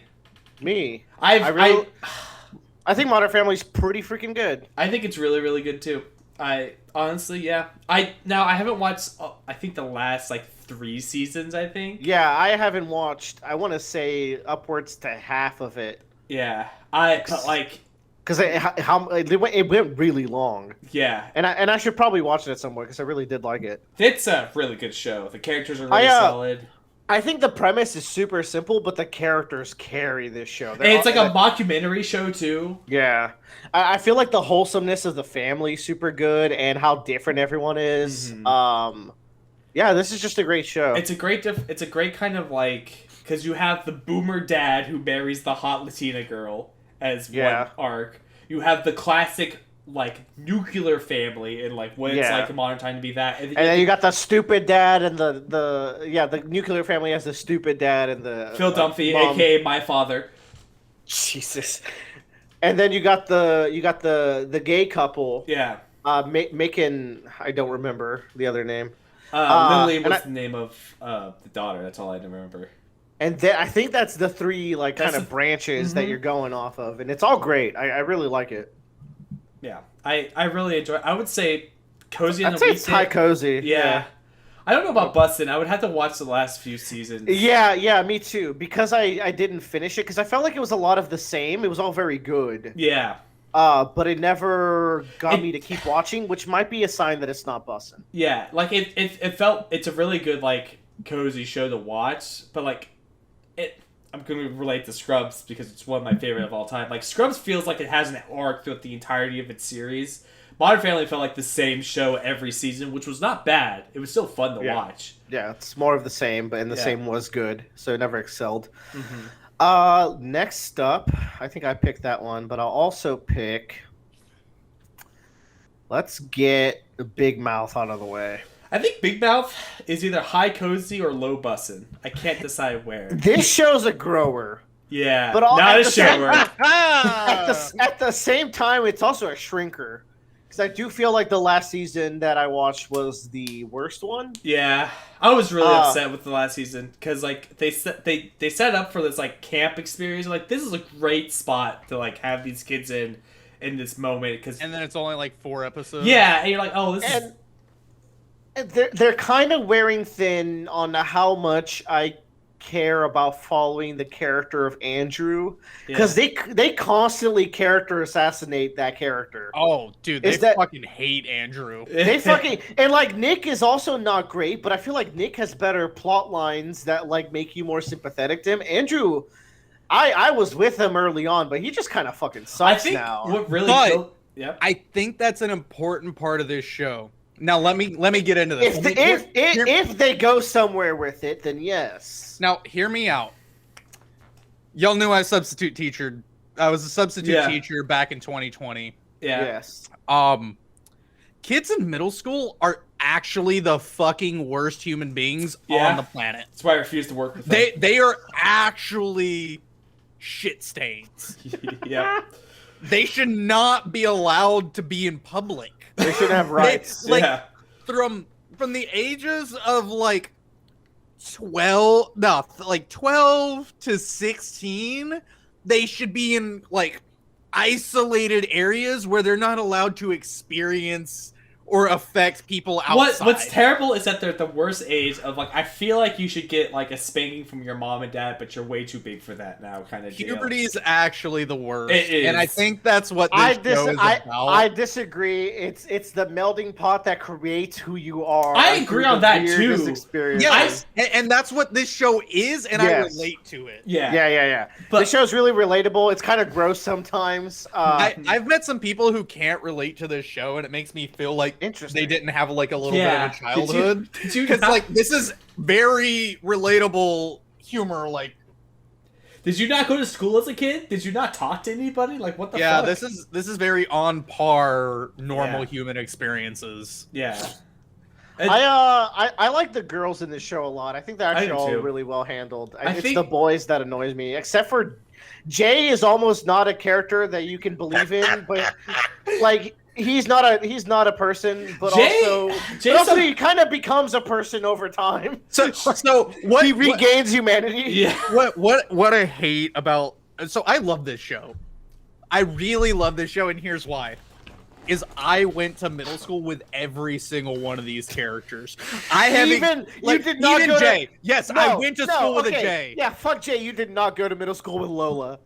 Lola's a unique. No, star. yes I did. Yes I did. I went to school with a Lola. Her name was Maddie, and I went to school with a Lola. Oh my god. Like I Lola's went to great. school with all of these characters. This is a small Texas town where I graduated with a class of like 280 people. Except for the ghost of Duke Ellington, all these characters existed. Even the hormone monsters, who are great, by the way. Yeah. Rage, fucking rage. It's just such a fun line. And then Connie is just a gem. All right, where are we Depression putting Kitty. this? Y'all, this is where you can stop watching because the shit bussin'. No, yeah, of course. Yeah. There's no doubt. You can click out now. We won't hate you. You leave a comment and saying this is where I stopped watching. Yeah. Wherever you did stop, please. I mean, they Please stopped let us before know. this. So. We like to take our statistics and just Yeah, it's just good to know. All right, let's do the Fresh Prince. I have not watched Classic. Fresh Prince in the last time. I think it might be classic still. I think this is our first classic. It's just a certified classic. You know what? Is vivid because I've seen it pretty recently.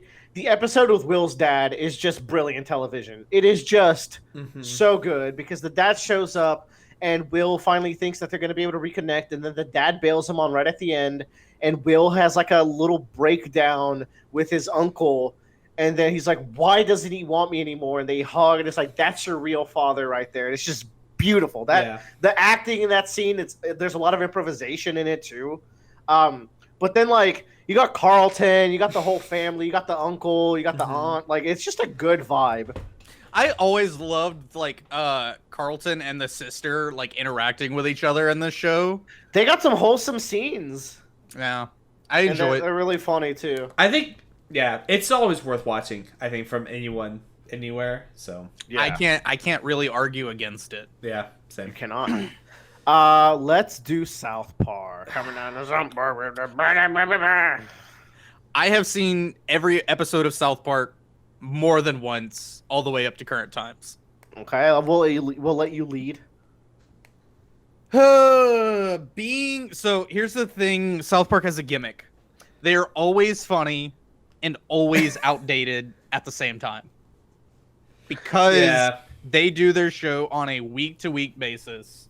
Their show is always topical. They never miss with their humor, topical humor. And that is their joke. They are always topical. But so are you arguing that because they're so topical, they instantly age poorly? No, I'm not saying that, but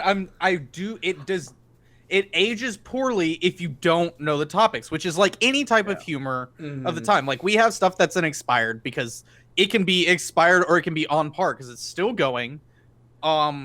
It doesn't ever. And even the episodic episodes like Casa Bonita are great. Super Fun Time is another one. Man Bear Pig. But Man Bear Pig, Make Love Not Warcraft, which is you have to know about that's an isekai episode.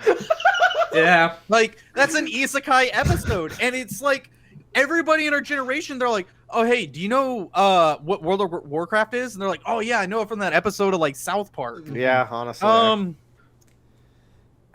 I want to put this in bussin', but I don't I still watch it. I love it. Honestly, I don't love South Park, but it's good. It is much better It than does Family hit. Guy. There's still a lot yeah. of really classic episodes. There's a cable episode where the guys just recognize. Take me up to the cozy category because I think it might just be cozy. Top of cozy. Yeah. It's My stood problem the with test South of Park time. generally stems from Cartman. I don't like the Man, character and the humor around that character. The best character in the show, and it's been voted for multiple times, is actually Randy Marsh. Randy Marsh is the main character of this show, and it's amazing. Who's that again? That's Stan's dad. Okay, yes, that character is fantastic. I do have a favorite episode, and it revolves around Randy Marsh, and it's called Sarcastable. And it's all about Randy can't stop being sarcastic, and he gets football canceled and makes the kids run around in bras, and the kids start to like it more than regular football. And Butters makes Gatorade come. All right, so y'all should talk about Louie while I run to the bathroom real quick. Okay, Louie was really good. Louie was really funny. But Louis C.K. though. Here's the thing: Louis C.K. just masturbated in front of the people that didn't want to be masturbated in front of. But still, it's pretty. He bad. masturbated without consent, which is pretty sexual assault. Is it weird to sexually assault yourself? No, but it's sexually assaulting that person because that person doesn't want to see your dick. Like, here's the thing. I've read like what he said, and he was like, "I'm gonna sit here and do this in my room. You can leave if you want." And the whole thing is like the power he holds over people being famous and not using that responsibly. Like as Uncle Ben said, with great power comes great responsibility. And a lot of comedians humble themselves and bring themselves down as part of the humor. But it's like, nah, dude, you gotta realize where you're at, man. People aren't gonna tell you no. Like, you're fucking Louis C.K. Like, he was huge for a long time, for a good while. He's actually making a comeback because the way the world works, and people just fucking forget. Yeah. I don't want to forget. I want to hit this in expired or canceled. I would rather say I think expired. It's funny, but like if someone was like, "Oh man, Louie's my favorite show," I would be like, maybe we should not talk to each other anymore. Yeah, it's this weird ground that we have to dance with, where like we want to be moral. It's to separate the artist from the art. Yeah, it's really hard to do that in the modern days. It's kind of like, I think expired is where you need to put this. There with Matt, like Louis doesn't do anything bad. It doesn't do anything controversial even, but it's just like I feel like from what I understand, Louis hinges so much on your enjoyment of Louis C.K. humor. Yeah, and I think it's like Louis was good at the time, but we talked about how like he hit this really gray to black area where like he realized he should have had this power, but there's just an entire stigma that comedians do where they're like they're really not the most important people and they can come and go so casually. And he hit his peak, and he did this at his peak. And it was just Yeah. I don't want to talk about this one really. I don't think we should. Expired. Yeah. Okay. Let's do WandaVision. Yeah, WandaVision's apparently classified as a sitcom according to Wikipedia, United States, America, and you know worldwide. what? As a sitcom, I like this because half of it is a sitcom. Yeah. As a sitcom, I would put it in average, I think. But I mean, sure, we're in the sitcom tier list. But this has layers that sitcoms don't, which is the Marvel action stuff. I'd argue that this is bussin'. I think if this is a sitcom tier list, not a TV show tier list, but a sitcom tier list, this is an average. Okay, but like, this is a sitcom plus. It is, but and that makes it unique among the list. Okay, but we're looking at it from a sitcom perspective. I get what you're saying. And yeah, it is an average sitcom, I guess. Mm-hmm. I did not find any of the sitcoms they parodied to be funny. Like I thought it was all charming. I thought it was charming. I didn't think it was really that funny. I thought it was charming to see all the like different like ways that sitcoms You know what? evolve. Some people may like it. I think some people may like it because all of it, was strictly charming. I think as a Marvel movie, by the Marvel Universe, it was great. I loved it. Yes. But if you're like, oh, I want to watch a sitcom, it's WandaVision good, like, maybe you should try some other things if you're looking at that kind of genre. Why are you asking me about a sitcom and talking about WandaVision? Yeah. What did you read the list that we got this from? Okay, Tyler, you go. Shit, we're down to the heart. We're down to the rough ones that we all think are kind of classics, ain't we? We're down to the ones that we might actually argue about. And you know what? To make it more interesting, we're going to put a semi-harsh limit on how many classics we have. Hard limit. That'll make this better. Like anywhere from like 5 to 7, Hey, but like we're gonna no do more. 7. Let's do 7. I think 7's a good number. All right. 7 It's heaven. gonna get fun. So I'm gonna start this off with moral oral. Moral Oral is so fucking good. Moral This oral show is fucked up. was ahead of its time. It is so ahead of its time. All I know about Moral Oral is that I wouldn't like it, I think. I think you would. I think you would because you're introspective enough to look at Oral's life and take some harsh lessons about how you grew up and maybe some of the things that like you were taught as a child don't really Pertain or hold. yeah. Mhm. And Tyler, you are right. We need to start hour 3 soon. So Joe, you should start queuing that up. Yeah. Now, have you watched Moral Oral, Tyler? Because I actually watched. This is a pretty recent rewatch for me. It's not a recent rewatch for me, but I did watch it. Yeah. I'd argue this is a classic, but I'm gonna save some of my classic points. Then I don't. I think this is bussin'. I think This Bussin's show fine. is very interesting, Yeah. and like it's really funny, and it is a very good critique on the hypocrisy of religion and also kind of the American way. Also, And it does it in a super interesting way with a very good but kind of heartbreaking character arc. I would also say it's not cozy on a weekday night, but it's better than average. So it's kind of obligated to go into Bussin' at that point. Mhm. Cozy on a weekday night it's not always true, you know. It's just a tier. I'm gonna put it a little bussin'. Okay.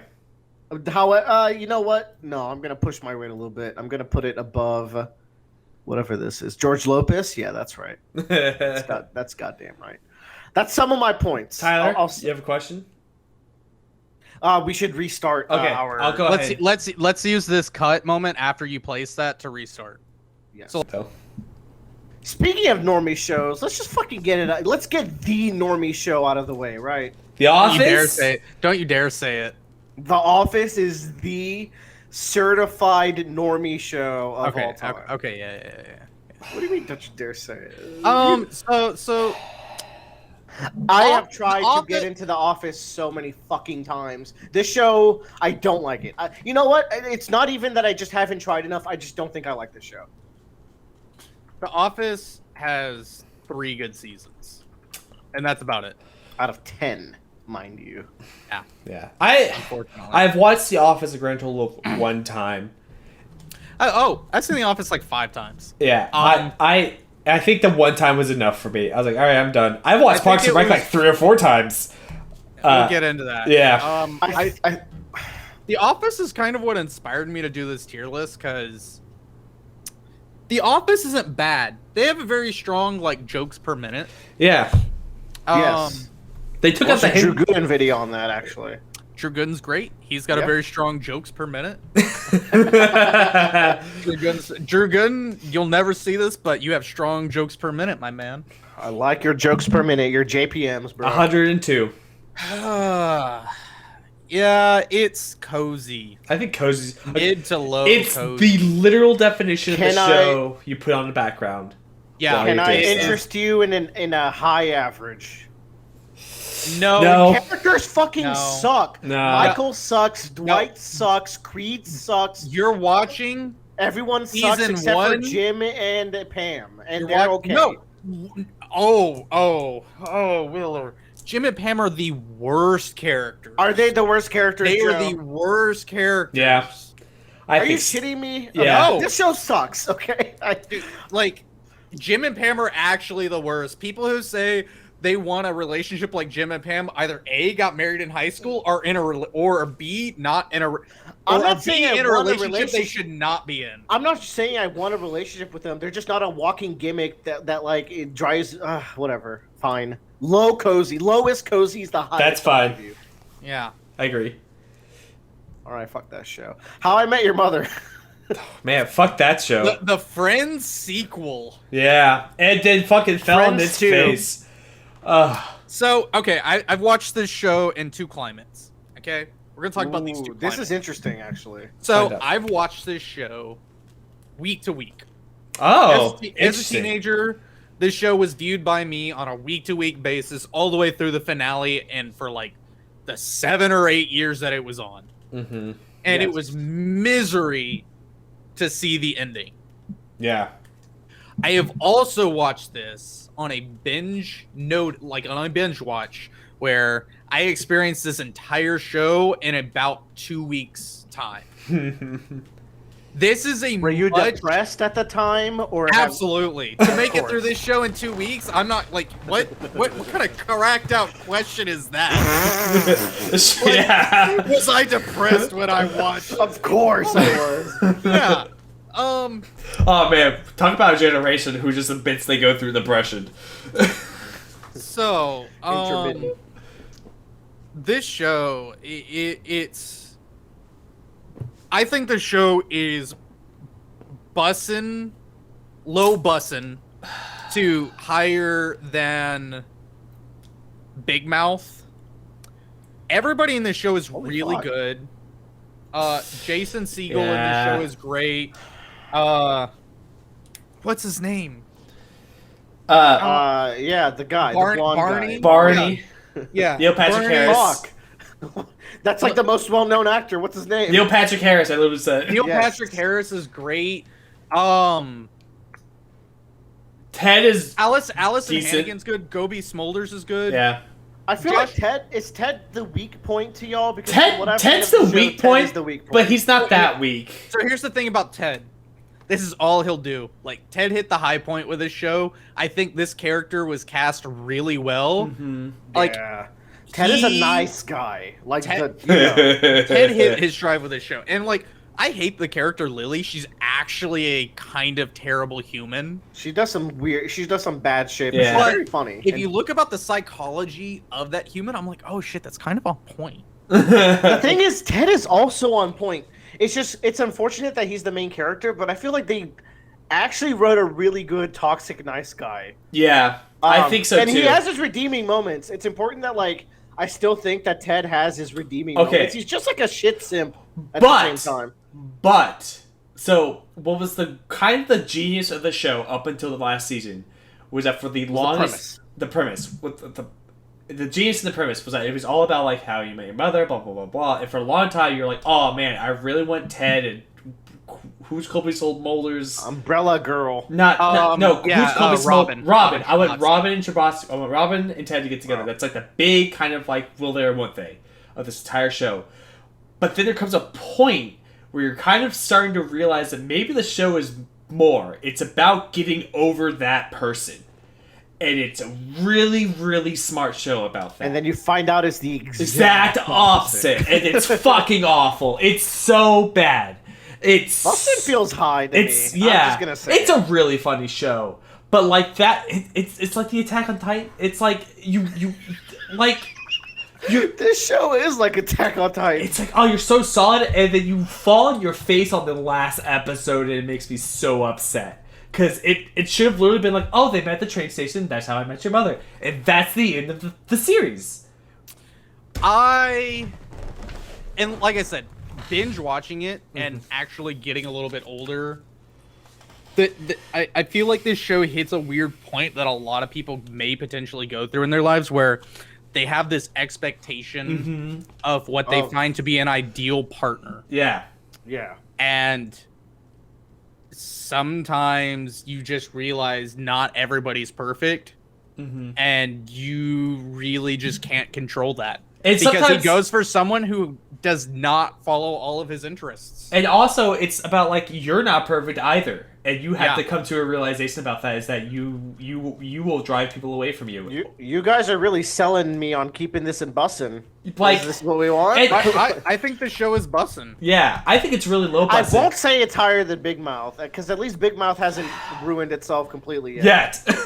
I did, like Yeah. I said, I think the show is much better when binged. Like, Oh, Yeah. fuck, Moral Aura was so good. I just want to say Okay, it. but I'm not going to emphasize this enough. Like enough. Like the last episode ruined so much of what makes the latter half of the show so good and so Endings are hard. They are really hard, are. Yeah. but like I just look at it sometimes and was just like, I think you had a really simple like landing you could have landed. It doesn't need to be bombastic and fantastic. Sometimes you just need something solid. And the thing is, I think they've gone on record to say that it was always the plan to do that. It was. It's like that was a poor plan, guys. They filmed it back in season 3 when they thought the show was going to end in season 5, and they went on for another 3 or 4 years. So, anywho, we'll leave it as is. Yeah. Let's move on. Speaking of, so this show got a depression boost, right, from Tyler. Like that's a buff that is like. It's significant. Let's talk about the ultimate depression boost, which is Bojack Horseman. I haven't seen this. I'm saving this for my personal character arc later in my life. I've already passed the moment when I should watch Bojack, hopefully. Oh, dear. Tyler, so this one's all you, bud. Okay, so Bojack. Yeah, Joe back. This show's definitely bussin'. It is at the top of bussin', actually. I think when I watch it, I'm gonna agree with you. So Yeah. Man, Holy Fresh Prince fucking really shit. Holy Man, fucking there's shit. one clip from Bojack Horseman that made me kind of realize, like, this show knows what it's all about. It's when Bojack's, like, trying to do a marathon or run, and the guy's like, yeah, it's hard, but it gets better. But you have to take one step at a time, or it's something. It's like, you have to just do it, and eventually it gets easier. I'm going to ask, actually, Tyler, that you don't spoil anything major while you talk about this. I'm not gonna. I've been relatively unspoiled on this show, aside from like very loose things that I know. I don't know anything about this show. We can just leave it at bussin' and move on. I mean, If you've watched it, you know. If you haven't watched it and you're going through depression, consult your therapist. I was it probably might make it worse. I was at the lowest point in my life, and I'm not somebody who's really experienced like a lot of bullying in their life. I've like experienced some, nothing traumatic at that point. Like, Earlier, you implied that you were the bully, as I recall. Yeah. No, No. I was the asshole who just didn't want to partake in people, and I really let people know that I was like, don't come near me. I don't want to be around people. Too cool for school. I see. Yeah, some shit like that. But somehow got over I those. feel like walls. you're the same person still. Yeah. Like I was at probably the lowest point I had ever been in my life. And this almost kind of like toppled me over the edge. Yeah, But I remember feel that like week. it made you work through emotions that might have made you better, which is the power of a show like this. Yeah. Yeah, it is, but it's good. It's good. It's very real with its animal characters and what some people might go through. Like, they hyperbolize what his goals and like accomplishments are in the show, but these accomplishments can be very translatable to like your own life. Yeah. And what you may or may not have achieved. Cool. Let's go. Let's do Will and Grace. I think this is a mostly me one, but I think Tyler, you've seen some Will and Grace. I've dabbled in some Will and Grace. I watched Will and Grace a lot as a kid, and I think Is- it was very formative in making me. Is this like, about the women whose husbands are gay and fall in love with each other and run off with each other? Or am I thinking of another No. show? Okay. So the premise of Will and Grace, as I recall, is that Will and Grace dated, and then Will realized he was gay. So they're still best friends. Okay. And there's Jack, who is like Omega Giga gay. And then I want to say her name is Rose, who's like this old cougar that kind of got me into MILFs. That's a story for another day. This is like a pretty wholesome show, like, and it made me really accepting, and like it really humanized these things in the 90s. And I felt like the characters were well rounded, and it had a lot of good laughs. So like, from the fondness I have of it, I would say this is like a low cozy on a weekday night. I because feel like that's I would when enjoy watched this it. show maybe, but It's a good time. I actually am keen to maybe rewatch some episodes as an adult this with is like more maturity. also talk about a show that's like maybe ahead of its time or like I think it was quite ahead of its time. came out like early 2000s or late 90s. I want to say this was a '90s show, but maybe Yeah. it was an early 2000s show. I'd put it like, yeah. I mean, I think The Office is the worst. Okay. Oh man, we're getting to hard shit. Tyler, you go again. I don't know if you were last, but you go again. Okay, you know, we're gonna knock. We're gonna challenge. Shit. Oh, drinks do be hitting, huh? Boondock. All right. Ooh. Now Am I this is the- Willer starts fighting. I've seen Boondock. I've seen Boondocks I think is- the first season of Boondocks. Boondocks is the best show on this list. Sure, dog. Yeah. Okay, cool. All right, moving on. Boondocks is fucking hilarious. It like as someone who very much is how do I say this? Boondocks is a normie show. No, it is not. First of all, it's basically an anime. Yeah. The thing with Boondocks is, as someone who likes a lot of aspects of black culture, oh my god, how do I say this without sounding like a weirdo or like a racist? I really like hip hop. I really like black comedies. Boondocks ties so much of what I like with a kick-ass Nujabes soundtrack. Rest in peace, Nujabes. With the opening and just really good characters. They're so well written, and like they go through these little character arcs throughout the show, but they always ground them in some wholesomeness at the end of the day. Even Riley, who's like this wannabe thug child, has so many still like moments of humanity and wholesomeness. Is even Riley through the all the ridiculousness? One with the afro or the one with the dreads? Riley's the one with the dreads. Okay, He's, that's like, I the wanted to make super hood sure. kid. I was like, I thought Huey's the one with the afro, and Huey's Huey's like his a name. huge activist. Yeah.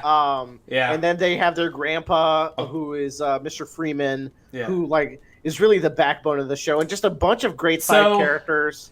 If Bradley was here, He would this be- would be a very easy sell. Okay, so I want to tell a quick Joe's dumb story on the level of like Sabo and Sanji. Have y'all ever heard of the movie The Boondock Saints? Yeah. So I didn't know what either of these two things are, but like Boondocks would come on Adult Swim, and I would be like, oh, it's time to turn off the TV because Mom will hit me if she catches me like with the television on.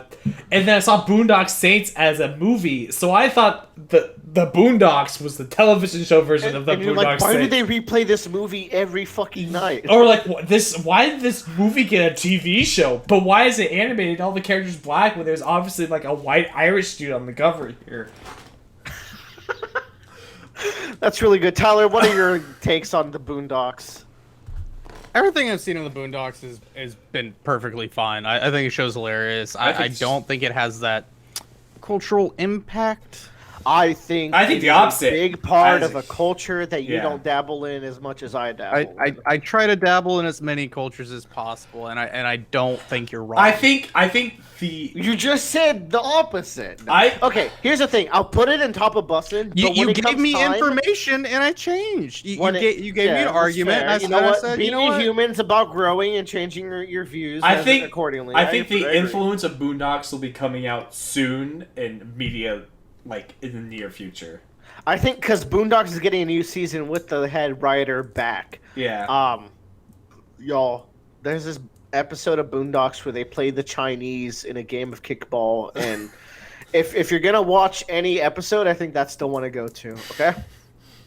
Now, when it comes time to move stuff to classics, I'm just gonna fight for this. I'll say this now. Let's do Rick and Mortis. Rick and Mortal. This show's kind of cringy, y'all. It is. Y'all, Let me- Rick and Morty bussin'. I'll just hate to admit it. I think Rick and Morty No, is you know cozy what? on a I weekend don't night. hate to admit it. But here's the thing: I'm not gonna argue that it's high bussin' or even mid bussin'. I would say cozy on a weekday night or low bussin'. I think it's got some good gags. I think Tyler has shit taste in the episodes he likes. Yeah, he really, really does. Cause I like the story trade. Cause Like I have like the dragon Like the episode. orgy dragon episode, where you're like, "This was the best." Like, shut the fuck up! You're just being a contrarian. No, you think I like the orgy dragons? No, I like the cat. I like the Cat and Jerry adventure. But that doesn't mean the That episode's one's good. stupid too. That one's stupid too. It's great. He's like, don't ask questions. Look, here's a fun thing about when I hang out with Tyler. It's very, like, there's a very high About once a chance month. that I will watch Rick and Morty when I'm with Tyler, and that is how I'm experiencing season 4, one episode every 3 months. Yeah. Season 5 has been so good, and I've been watching the behind the scenes work of season 5, and they're just like a lot of the people, the writers just go like, this episode was so fucking bad. And I was just like, To me, Rick and Morty lost some charm when kind of like Morty's just disillusioned now. He's not like the good, like he's not the one holding back Rick. He's like murdered But entire civilizations at think- this point. He's just Rick again. but who wants a stale TV show like that? Who wants The Simpsons and Family Guy, who are the But same age mentally? But I That's also not what I'm talking about. It's like Morty just became like Morty took a counterbalance that stopped the show from being too edgy for me. But I think what the other thing is though that I kind of actually like about the show is that Morty becomes more and more unhinged or more unmoral, while Rick is kind of becoming more and more grounded as the show goes on. Which I You know what? Maybe that'll play out cool. I don't know if Rick's getting more ground. I don't think know. Rick It's hard to compared say. to season 1 compared to season 3 is a lot more willing to cooperate with people. I get it's also ham-fisted where it's like, oh, Rick goes to this toilet. There where he are shits definitely on some himself. very ham-fisted things And I'm like like- that. Now I will say the most recent episode I watched where it was like super meta. The actually story pretty train? fucking good. The story train. The story. Pretty good. Tyler's like that episode's super like no. This is This one's great. good. I had no idea. The toy train commercial at the end fucking slayed me. It brings That it was all. fun. It brings it all around. We're like, oh, this episode actually makes sense now. Anyways, they wanted 10 seasons of Rick and Morty, and I was done at 2. Rick and Morty forever. Yeah. And now they're jumping the shark, like officially with getting Christopher Lloyd as Rick as in live action. I don't know. It could be jumping the shark, but it could also it's be good. one- I'm more worried about the Stranger Things kid. No, that's not Stranger. The It kid being Morty than I am a Christopher Nah, Lloyd. he'll be fine. Yeah, I think he'll be guess so. fine too. I guess But so. like, it's just like I don't know where else you could go from here. He's kind of. He doesn't have the Jufro that you kind of need to have to be Morty. What are we doing now? Yeah. He like looks the. I think Christopher Lloyd looks great as Rick. We'll see how that goes if I ever catch up. Let's do a Joe pick. All right. I want to talk Almost about there. Brooklyn Nine-Nine. I think this show is fucking hilarious, and I feel like not enough people talk about this show. Everything I hear, I will love this show whenever I give it a watch. It's so It's a Michael Schur show, and I'm Yeah. kind of a little slut for those. So. yeah. It's hard to explain what makes Brooklyn Nine-Nine good, but like it takes a workplace comedy and like really elevates it to make it a lot more fun. I think right now with the political climate, it definitely takes its rating hits because of like it's really hard to see the police in a very good light nowadays. Yeah, 2020 was rough. Yeah. But I think everything else, like looking at the characters and looking how they develop, Andy Samberg is hilarious but annoying in the show. Like he's the perfect amount of what he needs to be in the show. That's something that put me off at first. I was like, Andy Samberg is going to get on my nerves Yeah, eventually. But if you're saying he's well balanced. I think he's really well done. I think the cutaway jokes are also really good. The other cast, like the side cast, is really good. The police chief is hilarious. He's like the best character in that show. Tyler's watched a lot of Brooklyn Nine-Nine. Yeah. I'm gonna rate this show actually up to bussin' or high classic. Yeah, this show's like really, really good. I like- think, you know what? I'll give both of you a classic if you give me some leeway later. Like I think that's Brooklyn Nine-Nine has a well-rounded cast. Very diverse cast. It has diversity. Yeah. The If, comedy. from what I understand, is diversity done quite well Yes. as well. Yeah. The Latino girl that's like the badass girl is also hilarious. Who's super dry. Is she the one where it's like, I will kill everyone Yeah. and then myself Yeah. if anyone hurts? Yeah, her. That's a good meme. Like this is like, so in the way Joe we talked about Scrubs, I hate hospital shows. Uh huh. I hate cop shows, I like Brooklyn Nine-Nine. There you go. That's all you need, baby. Also, Brooklyn Nine-Nine and New Girl have a crossover episode, which is really weird, but whatever. Hey, man, they gotta get those views. How about Malcolm in the Middle? I think this is actually a certified classic. I think this is just a classic, to be honest. The cool thing about this show is also like the lessons that Malcolm has to kind of learn, where it's like we're a low income family, so we have limits on what we have to do. So you have to be better. Yeah. And then Malcolm's like a kid genius, and you got the brother Francis and Dewey, who stops being a little shit eventually, and like goes through a little character arc as well. So like, but hold on, but we gotta talk about the best character, Bryan Cranston. Hal. Yeah. Bryan Cranston as Hal. I often think of the gif of him walking with all the naked buff dudes, and that might say a lot about me, I guess. But The one clip from Malcolm in the Middle that I always go back to that makes me laugh is Hal comes home and notices the light bulb is flickering in the kitchen, and he goes on this huge ass tangent trying to fix all the shit in his house, and it leads to him trying to repair the car. His wife comes home. He's like, "Hey, can you fix the light bulb in the kitchen?" He's like, "What do you think I'm trying to fucking do?" the mom's great in this Mom's show, by also the way. really She's good. the nagging mom done perfectly, like so balanced. What's funny about that episode, Joe, is that they do that in Breaking Bad. Do they There's an really? episode where Walt gets really obsessive about home renovation because, like, Skylar, there's rot in the floorboards, and it ends with him getting back into the business. So there you go. Yeah. Cool. Classic. Let's do Always Sunny then. I have not watched a single episode of Always Sunny. Wow, I've watched a couple seasons. Y'all. Oh shit. Y'all. No. Because Tyler's an Always Sunny character that for some reason I'm a friend with. So, like, this is going to be weird. No. These are caricatures of the shittiest. Like, these are made up trying to be the shittiest people imaginable. Like, we talked about Shameless being realistic, shitty, like, characters with real problems. These are shitty humans with made up problems. Like, these problems do not exist in anybody's life. Like, in one Here's episode, Like in the mailroom? in what, yeah, the mailroom, but like one episode they're like, let's get on welfare, and like to get on welfare they get addicted to crack, so that when they go to submit the drug test they're addicted to crack, and they get addicted to crack and become pieces of shit. And the rest of the show they have this ongoing running joke, like anytime crack is in an episode they're like twitching, like, do we want to really do crack? The show has a very good comedic beat. I think the characters drive me away a little bit, but like my tentative vote is Cozy, weirdly enough, on a weekday night. No, but like this high show, up there. This show is better than Archer, Big Mouth, Rick and Morty, How I Met Your Mother. It's better than George Lopez. Let me meet you in the middle. Right. I think this show's better than King of the Hill, but this might be where I get personal. This is where I drag you down a little bit. I like. It's hard to watch these characters for me. Like it is funny. It is. but It is. they It's make hard me- to see these it's characters It's exist. uncomfortable and it's sick to my stomach sometimes. Okay. Oh, they're fantastic, man.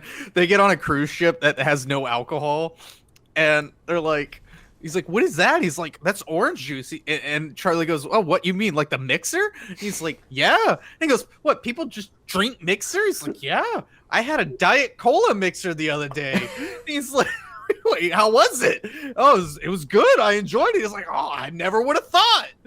Joe, how are you on this placement? I've never seen this show. Oh, that's true. You don't. Damn. Like everything about the characters makes me not want to watch the show, but I like watching the clips of the show when I see it every Bob's. The creators of that show said they're like, I want to create anti-Friends. That makes like sense. if everybody in Friends was a piece of shit. Bob's Burgers. Really I busting. think this is slightly overrated. No, you're crazy. Am I? Yeah, I'll I admit it think if I think am. Bob's Burgers is really busting. I think Louise is kind of cringy. I No. don't like her humor. You know what? I like Tina though. I don't like. this show cozy. Maybe top of cozy. I really like Bob's Burgers, mainly I for do Bob. too. I'd This be show happy cozy. with. I would agree with Tapacozy. I do like it. I just like people really love this That's shit. true. It's really good. But like, yeah, I'll be like, oh, I should keep watching Bob's Burgers. Or I can just I rewatch do it. like Rick and Morty more than Bob's Burger, and I shit on Rick and Morty. Yeah, but like, I think H. John Benjamin as Bob is really fun. I think Oh, Bob fantastic is voice so acting. funny. All I around. don't think this show's better The than South wife. Park. Oh, I don't think this show's better than Linda's South Park. voice actress is killing it. Yeah. What were you saying, Tyler? This show not better than South Park. Okay. Right. Okay.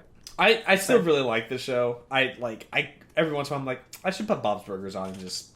I watch it. need to watch more as well. To be fair, Mr. Fish Owner, also a really fun. Are there character arcs in this? Because I feel No. like it's At least very from what episodic. I've seen, no, it's very Yeah. episodic, which is okay. No, that's okay, but like I do like a character arc here and there, Same. even in episodic shit. Louise has a character arc where she gets a crush on a boy. Good, I'm sure that goes really That's well. for and not one creepy at all. episode, and they're at basketball, and they play basketball, and then it's over. It's over.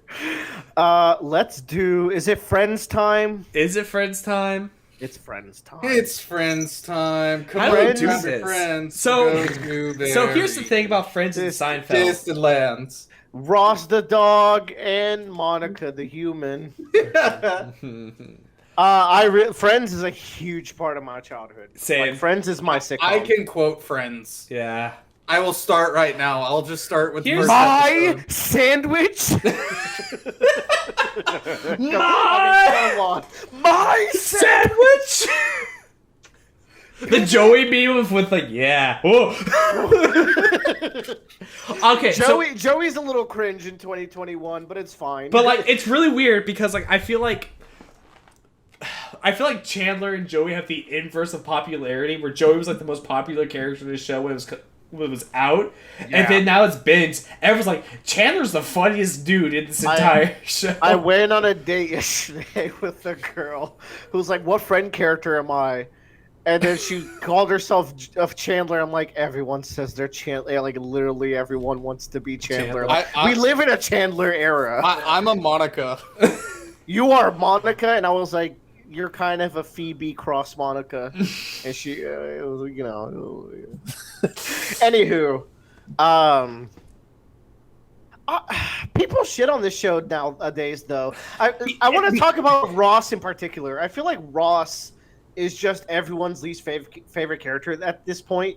But I feel like he's really important for the dynamic, and I feel like he still has redeeming moments, even if he is probably the worst character. Yeah. If we have no, I want to put this into perspective, okay? I want to put this into perspective. Okay. I'm with you. I want you to think about this. I'm thinking. God. I'm very scared about what's about to happen. Do it. Fuck I me up. started rewatching Friends, and we are the same age. Spoiler: we're the same age they are in Friends now. We're actually older Oh no. than the first season of Friends. Shut the fuck I up. don't need this. Ross got a divorce when he was 24. Shut the up. fuck up. Think about what type of character you would be if you got divorced when you were 24. Okay. Oh, I'd be the biggest loser. Yeah. He is the biggest loser. Okay. Tyler brings up a great classic. point. That's a fantastic point. That's a great point. He got divorced 3 times. That's like my mom when she's in her When you get 60s. divorced 3 times before you're 30, of course you're gonna be obsessed about your fucking sandwich. That's all you got going good for you. I'm in a life. doctor. It's the only thing not leaving you. Wow, this is the greatest argument for friends But I've it's- ever heard. I agree. That boy had Yo, this is busting at least. at least it might be classic at this point. Fuck it. Fuck them. I don't Which care is who knows. which is weird because I think How I Met Your Mother is funnier than Friends, but I just think Friends comes together better. It at the end of does. the day. You know what? This is where I want to get into this. I'm here about it now. We're going to talk about laugh tracks and live studio audiences. Let's do it. hey, Because people give this show, there's been a large resurgence of people giving this show. this shit show. This show shit. Drew Gooden has his jokes per minute about this show, which, you know, is very good. It's very unbiased, I think. And we're rating this higher than The Office because I think it's just aged better. Mm-hmm.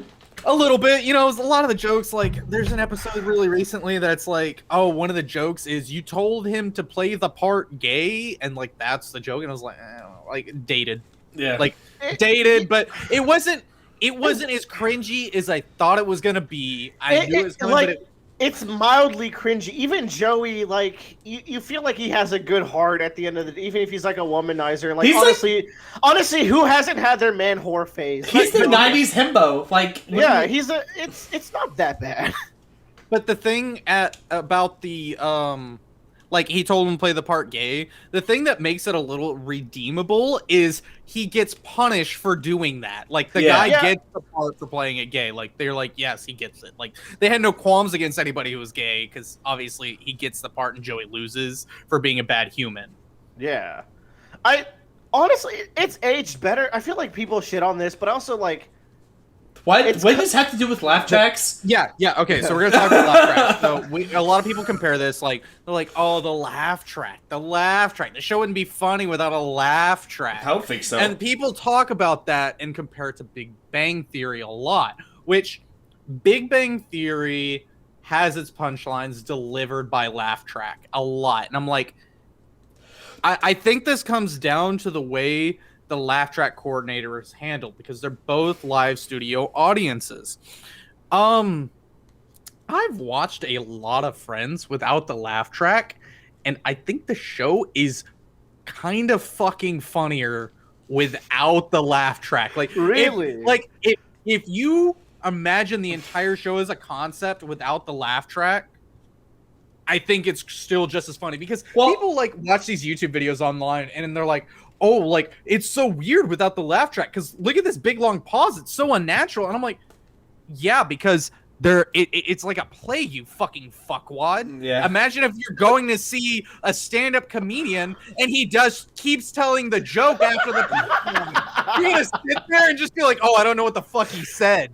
Jeez, like, the most dumbass asinine thing to comprehend. You're talking to me, and you know what? I deserve it. You're right. Yeah, I am an asshat. It's like you're not thinking of the medium that the like entertainment is being presented through. Yeah. I'm so glad we did this because you obviously have thought about this a lot, and I think respect also like with Friends, it's like when you watch Friends, a good joke is like you could barely see the punchline coming, and when it hits you, it's still funny. I think it's fairly well written. Yeah, and so like when you watch Friends, you're like, I can see what's about to happen, and when it hits you just at the right moment for you to laugh. Whereas Big Bang Theory, it's just like, where are we going? Oh, I guess I must laugh. Bazinga, we're nerds. Yeah. Friends kind of only has one bad season, and it's season 9. Is that season 9 and 10 get a little weird, but it's like only like it's like half of season 9. That's the one where Ross is dating that other like paleontologist, but he gets back. Yeah, and then Joey and Rachel date, and that's like where it's at. It's like weird. Like they're running out of shit. Like I really like that they didn't force Phoebe and Joey to get together ever. Yeah. Phoebe marries Paul Rudd. Phoebe marries Paul Rudd. Yeah, that's just wild. Phoebe's sister is so fucking funny. Ursula or Ursa. That's her mother. You mean Phoebe too? Yeah, Phoebe too. And then like I think of the joke where Monica's wearing the turkey, and I'm just like, that's just good times, right? Where she's wearing the turkey. I think also like, I think what makes this show like really stand out is that like they do have a dynamic of a actual friend group kind of deal. Whereas I like their friend group. Yeah, and like and they all feel different, and they feel like they all have their own lives, but they're actually friends with each other. Whereas How I Met Your Mother, there's just something about it that there feels like there's like almost forcibly connected tissue on them. With How I Met Your Mother, I think it's a lot about the whole. When I think of friend group, like I look at our big friend group, and I have a different relationship with each individual member. Yeah. And when that's done well, I appreciate that better. Mm-hmm. And it like, and you get that in Friends where like when they interact with each other, they have, like Joey and Chandler are like best buds, and that's very obvious to see. And then but Chandler doesn't act like a best bud around Ross. He acts like a guy that needs to set his head straight. But like Ross and Chandler were best friends because they like went to college. I agree with y'all. The natural elements that get them all belong together is nice. I really like Monica's relationships with the cast. I feel like they actually do a lot of episodes. Monica feels like a kind of like weird little sister who is catching up. Also the mom. Yeah. Because she's the youngest, I think, out of all of them. And Something then like that. and then Jennifer Aniston's character has the one like actual good character arc in the series, which is wild. I think. I don't know if she has the one. I don't like I think Monica has a fairly good character. but like arc. yeah, but like Jennifer Aniston's character starts off as she runs away from her wedding the first disillusioned, episode. like popular girl, And then she has to start like working at a coffee shop, and she works her way up into like this She fashion. left Sex in the City to join the Friends cast. Anyways, this is too much on Friends compared to everything else. So Is let's it move though? on. It is Friends. It is Friends. I'm gonna Let's- hard limit myself at 2 Long Islands tonight. Yeah, it I sounds think good. that's a good idea. Let's do Seinfeld. Seinfeld isn't funny. TVTropes.com. The father of the father of sitcoms, even though it's not the first, it is like I don't know. It's just like it's Seinfeld, I bro. rewatched Seinfeld recently. You love. Here's a fun fact about Tyler. If we're all hanging out and drinking and playing board games, he He just puts- loves putting. No. Seinfeld Here's on the my back. yeah. That's my thing. It is my favorite. It is one of my favorite background shows. Yeah. It Cozy. is.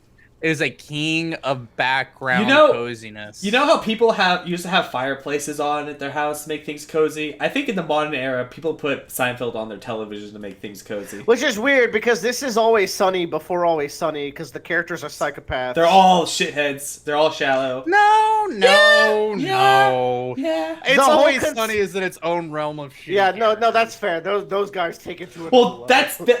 that's absurdist level of like shitheads. Yeah. These are actual like believable assholes you would meet in real life. Isn't the final episode like an alternate universe where they go to jail for their crimes or some shit? I forget how it goes. No, but- they just go to jail. I don't think it's an alternate universe. They Oh, just go okay. straight to jail.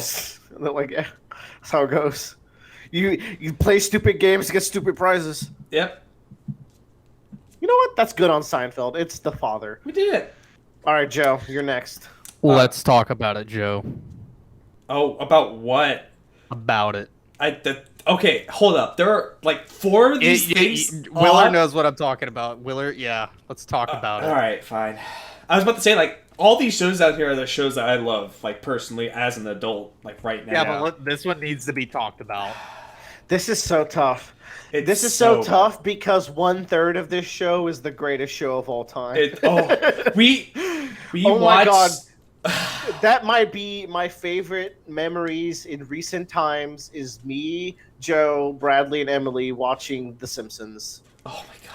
Oh my god, that was And so the thing funny. is, those are episodes I have seen, Willer. No joke, probably 100 times. No, I said Friends was my childhood. The Simpsons, I Since, watched like so much my fucking Simpsons as a like- child. they're. It's so upsetting. The writing is just like The- when I like look at how Oda constructs this story. Yeah. These guys are the Odas of comedy back in the So- heyday. They're brilliant. So They're brilliant. So when Disney Plus came on, I was like, all right, I'm gonna start watching Simpsons at season 6, late in that kind of classic era, because that's relatively where I know where like shit gets really really good, like super fucking good. And then I went on to season 10 and kind of like stranded over to season 12 until I went like, all right, I'm done. I'm gonna go restart. And I went back to season 1. I was like, season 1's probably gonna be rough. No.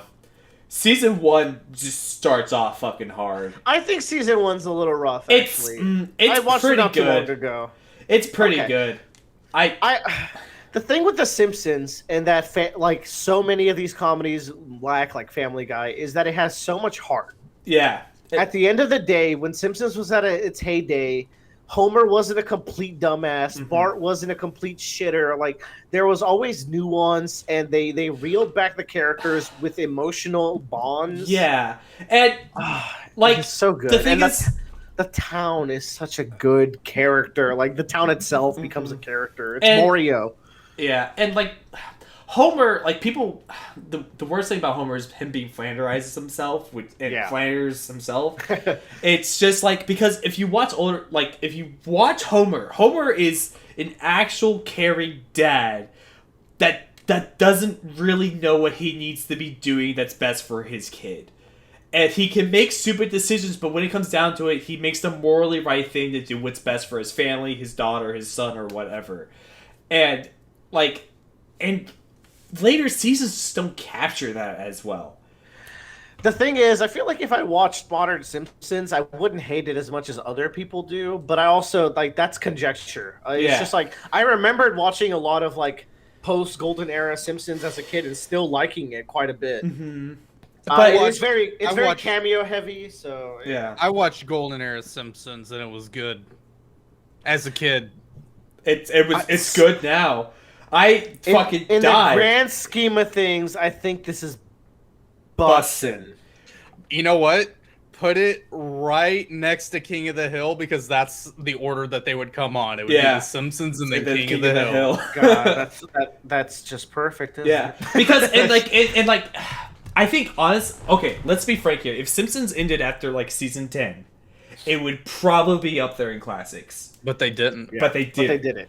That's Let's call a And we're spade a gonna call it- spade. yeah. It overstayed its welcome. it's very sad. And the Simpsons ride is terrible at Universal Studios. Yeah. Man, we were sitting in there and we were just watching Simpsons clips, and that shit was funny. that was a good time. Bart in the fucking train. Let's do Arrested. I think this is more of a Tyler or Joe thing. I don't have a. I stake think in this Arrested one. Development was very good until the Netflix stuff came on, and then it just So they made 2 seasons, unfortunately. But yeah. I want to say this. I watched this show for the first time about a year and a half ago. Oh really? Yeah. Okay. So when I watched this show for the first time a year and a half ago, I think the first 3 seasons, which is all you should watch out of the 5 seasons, are fantastic. Is that the ones that weren't made by Netflix? Yeah. Okay. Like these episodes this show is so funny. It's And like, Michael Cera is in this show. You know all the characters in the show and you're looking at them like, dude, I actually kind of had a Jason existential Bateman's in the crisis. show. Yeah. I got existential. I was like, this humor is so on point, but these characters are so young. When the fuck was this show made? Yeah. It's Like, the humor is timeless. It's Technology aged isn't, well. but it is aged so Oh, well. wow. Except for their cell phones. yeah. This show was, I think it was like 2003. There's an episode where Jason Bateman dates a girl who has a mental disability.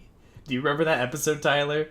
Or that 2 seasons? And it's just like, oh my god. And then This show's bussin', It is high bussin'. bussin'. Yeah. You can put it right between King of the Hill and Simpsons are under it. yeah.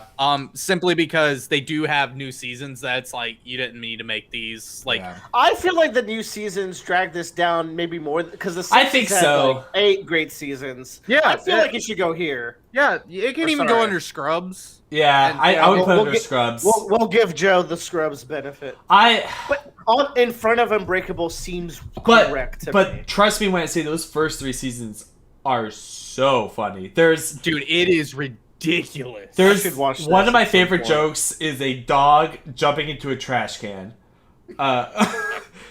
Michael, Like, Justice honestly- is blind. you could pull a meme from almost every one of episode Yeah. of this show. Yeah. Guys, let's do The Good Place. Okay. This show's brilliant. It It's actually- very funny, and the story is fantastic. Y'all, However, I don't know if it's classic. it's not classic because it's new, but this is a sitcom that they ended. Yeah. And Yeah, it the thing is, I will say the 4 seasons probably the lowest in laughs, but it's very rich in story. Mhm. So it's kind of weird. It's kind of weird. I think this show is a classic. I do I mean, fuck them all. Kristen 'em Bell's all. so hot. Whatever. Yeah, I think this show is a classic. I can't. this they is made just a lost sitcom- but good. They made a sitcom with a story that ended appropriately. Like, Yeah. Yeah. And Honestly, no sitcom on this list has a better story. Even Yeah. Moral Oral, even the Boondocks, even like Rick and Morty. None of them. It's so crazy because you watch The Good Place and it's not like I don't know, like it's hard to describe because Good Place is always like very lighthearted. I feel like through the majority, if not all of its entire run through, but I feel such like a big, awesome emotional impact from it that I like. it reaches into those existential aspects of yourself and everything, and like It's really, an excellent exploration on what the afterlife is or what it should be, even and near what the it end. means to be a person in real life. What it means to live eternity and putting a quit to that. And the twists. There's some really big twists in this show, surprisingly. I wasn't spoiled at all for season 1. I really don't want to spoil season 1. Don't. And Yeah. we will not. We will not. But like season 1 like hit me at the ending and it was like, what? Like To me, like season 2 is the god stretch. Of oh this show. god, It's season so 2. Good. The first 2 episodes of season 2. Dance Resolution is one of the greatest comedy episodes ever made. And then there's also Michael and Janet. Oh my god, that Michael and Janet is so good. Oh, what a I good really- woman. If I recommended anybody to watch any sitcom on this show, it'd probably be Good Place or Brooklyn Nine-Nine. Yeah. I mean, they're both Michael Schur Schur shows. Yeah. Um, It pisses me off that Bradley will watch trash and not even throw this in the background when it's like the greatest show. But Bradley passed away, by the way. That's why he's not here. Not really. Bradley. Not really, but yeah.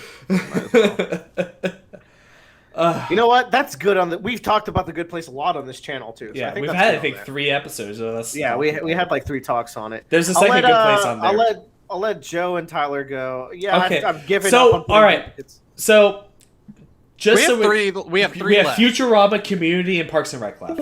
let's get Community out of the way then. To me, if it's not Boondocks, this is my second favorite show on this list. Personally, I really like Community, but like I really wasn't interested in those last 2 seasons, and I know that people like also say those last 2 seasons are not great. like so, the history with Community is season 4 is the one that's generally considered not good. Mm-hmm. Even rewatching season 4, I had great laughs. The thing with Community, I've never finished it. I can't get myself to get past, and I don't think I'm really liking season 5. I just watch it so slow because I don't want to see the end. I really like the characters. It's always and the best comedy worst of thing. Community. Yeah, I have seen all of Community. yeah, you have. I like the last 2 seasons when they replaced the characters. Season 6 apparently is really good. Yeah. I think the new characters do a I think fantastic Mike job. I Breaking don't Bad- think they're bad at all. Mike from Breaking Bad is really good in the show. Yeah. Like, I have no qualms against this show. I think it's bussin' to I think it's just bussin'. I don't think it's for everybody. I don't think it's something that has something for everybody. I think it is for everybody because something that I love about this show is the idea of creating a community and a family out of people that are all kind of flawed. And this really mirrored my time in college where it's like we're all really different actually. Mhm. And we would not hang out with each other at high school, but this is a completely different ball game. We're adults in college now where we're studying together and we create a bond based on that. And I think that I think that's really wholesome. And the characters like drive themselves insane sometimes, but I feel like friend groups drive themselves insane sometimes. Like once you get to know people enough, you see their flaws. Mhm. I feel like Community really highlights that. I'd shoot for classic, but you know what? I could settle for a high bussin' if need be. Yeah. Let's do it. I would put it above Scrubs and King of the Hill. Yeah, I would too. I would put it right under Bojack, to be honest. Yeah, let's do it. Because you know what? That's where it goes. It only has one mediocre season, whilst The Simpsons has 20. Yeah. So, fair, right? Yeah, speaking of Rick and Marta, this is the shirt I'm wearing tonight. Nice. Oh, Okay. let's do. reset the call. Yeah. Okay. Let's do. Yeah. All right. Okay. Next up, Futurama. What an interesting show. Come on. This is better Simpsons because it didn't shit its pants for this many seasons. That's true. So, this show is better Simpsons. Yeah. I think this is the superior show. Mhm. However, I have rewatched it. I've seen it. I think it's gonna fit right there quite nicely. Really. I'd choose for classic. a lot of the humor doesn't age well, and it doesn't get like topically aged well or anything. It's just like, yeah, that's not really how funny things are done anymore. Am I childish sometimes? Some of the Bender humor, maybe. I feel like Comparisons. I feel like there's a season, like in one of its reboots that feels really really flat.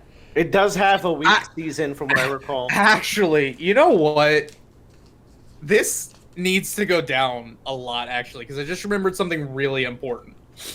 This is just a show about living in the year. This is why it's aged kind of really poorly for me, personally. So, there's a lot of technology in the show that is new or cool for the year 3000 that we have today that's already come and gone. That's whatever. I mean, come on. Like what? Robo Santa? It makes a lot of the the characters kind of unrelatable in a sense, and I don't find them as relatable as some of these other sitcoms that we go through. What? I'm not gonna move it lower. But Yeah. you know what? I'll drop my argument for classics if you feel this way. I'll just drop I it. feel like these characters in an animated series, like we're talking about the Simpsons, we're talking about King of the Hill, there's some relation to this. Even if you're a piece of shit and Archer and maybe you work for the government and you have some type of lifestyle, it still parodies like working in an office with people you hate.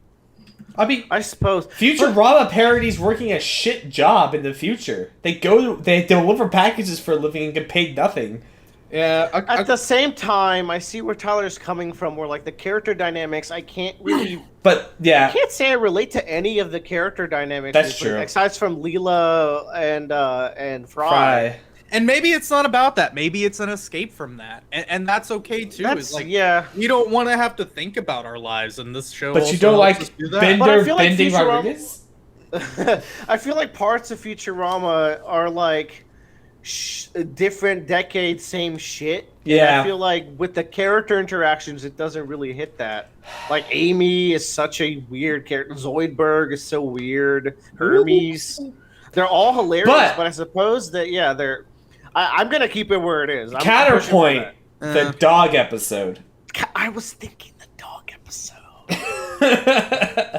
All right, let's talk about Parks and Rec, aka Whatever, man. It's Yeah. the best show on this We list. don't. Yeah, this is the real reason I made this list to begin with. Is I watched Parks What and are we Rec. pretending? I watched Parks and Rec, and then I watched it again. and This he show's wants- actually potentially one of the best sitcoms. This show Tyler, is godlike. Tyler, one day I got into Discord and Tyler goes, "Hey Joe, have you ever seen Parks and Rec?" And I went, "Tyler, are you fucking shitting me right now? My major was Parks and Recreation." Like, what? This show is one of the greatest shows ever made, but barring the first season. And here's the thing about that first season: it's only 6 episodes. Yeah. And Which the first season is, think of the entire first season as like the pilot. Yeah. I That's- think that's a fair. that's way. a fair- I think this show has such good character dynamics, such a good diverse cast, but like Leslie and Ben Wyatt and like and Aubrey Plaza's character, Rob are just Lowe. Rob Lowe's like some of the most lovable.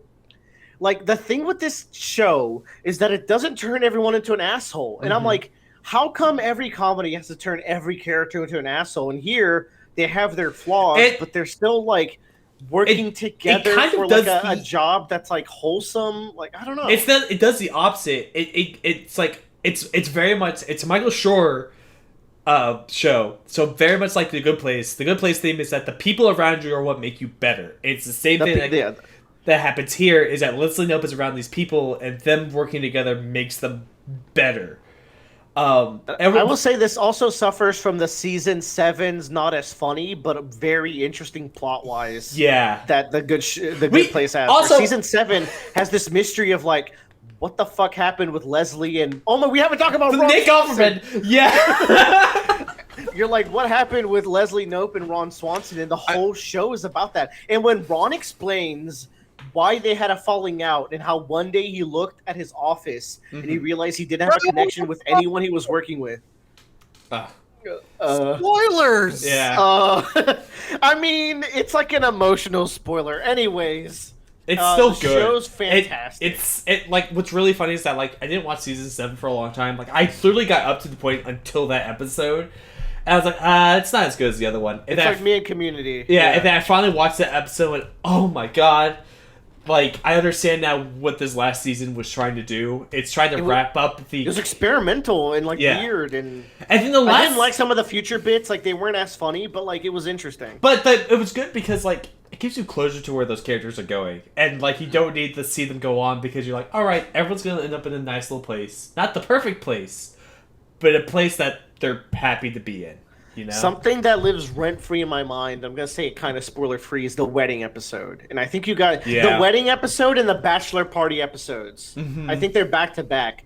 Those are some of the greatest like episodes in all of television to me. Yeah. I want to shout out the editing. There's a point where the two people getting married are saying their vows. Mm-hmm. And there's no music, but they're editing in clips from the show that relate to the bond that these characters have made. And it's just a beautiful moment. Yeah.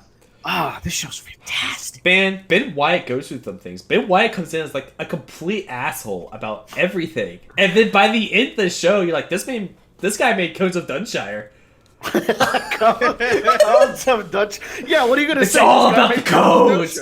Like there's never been an existential moment to me when Ben Wyatt is making the Codes of Dunshire board game, and I'm just like, fuck, that's my future without a Leslie note. Yeah. You know what else the show has? John Ralphio and his sister. Holy fuck! Your boys are Daddy, money, on the bar. Daddy, money, Money, please. money, please. What's She's the so name of their funny. fucking business? Something Entertainment 720. Oh my god. Fucking Aziz Ansari is great in this. Donna is great in this. I actually feel they kind of take the Jerry joke a little too far. Chris Pratt is also in this show. Chris Pratt is fantastic in this. Chris Pratt has the greatest. He was lame. Aubrey Plaza. Aubrey Plaza. Chris Pratt has one of the Just- best wow. improv lines of all time, where he's on the computer. It's like, Leslie, I typed your sentence in the computer, and it came back with network error. Come on, dude. Come on, dude. That's fantastic. Okay. Let's wrap this up. We said we wanted 7 in our top. I'm kind list. of liking. What is this? I'm good. Yeah, I'm good with these. I think these are good. I mean, well, come on. What if, like, just some of this, you know? Yeah, fine. I don't care. I think if we were to order them, I think Fresh Prince would drop to, like, the bottom. Okay. And then Malcolm in the Middle would be next. And then Friends, right? Yeah. And then maybe this order is the one. Oh, Michael Shore? Oh, that's what I'm hearing here. Fuck, top 3 Michael Shore. We look like losers. We do look like fucking losers, but fanboys. we're a bunch of normies. But you know what? Yeah. We're not wrong. Hey, now you get it. I'm telling you right now, like, I think Brooklyn Nine-Nine is a really good comedy show. Good Place is some existential shit that somehow creeps into your heart. You don't know how it got there. All Like- right, how about this? I'm okay with that. But that's on Tyler. And then as for the Bussin' tier, Bojack's on top. We got Community in top 2 of Bussin'. I think that's Futurama good. and Simpsons. This is looking good. This is good. I got Morrow in there. I'm happy with this list. I am too. And yeah.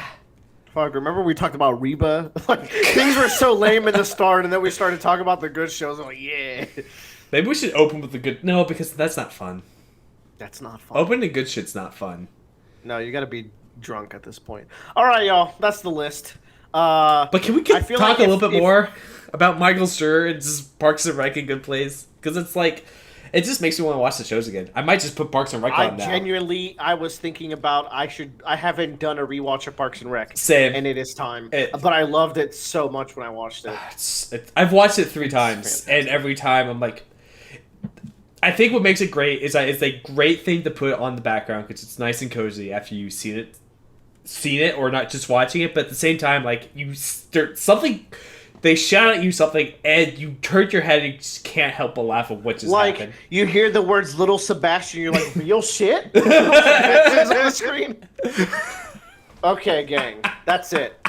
We end with Little Sebastian. Goodbye. Yeah, goodbye. It's really- Y'all, that was really fun. My Yeah. butt hurts. Let me stop.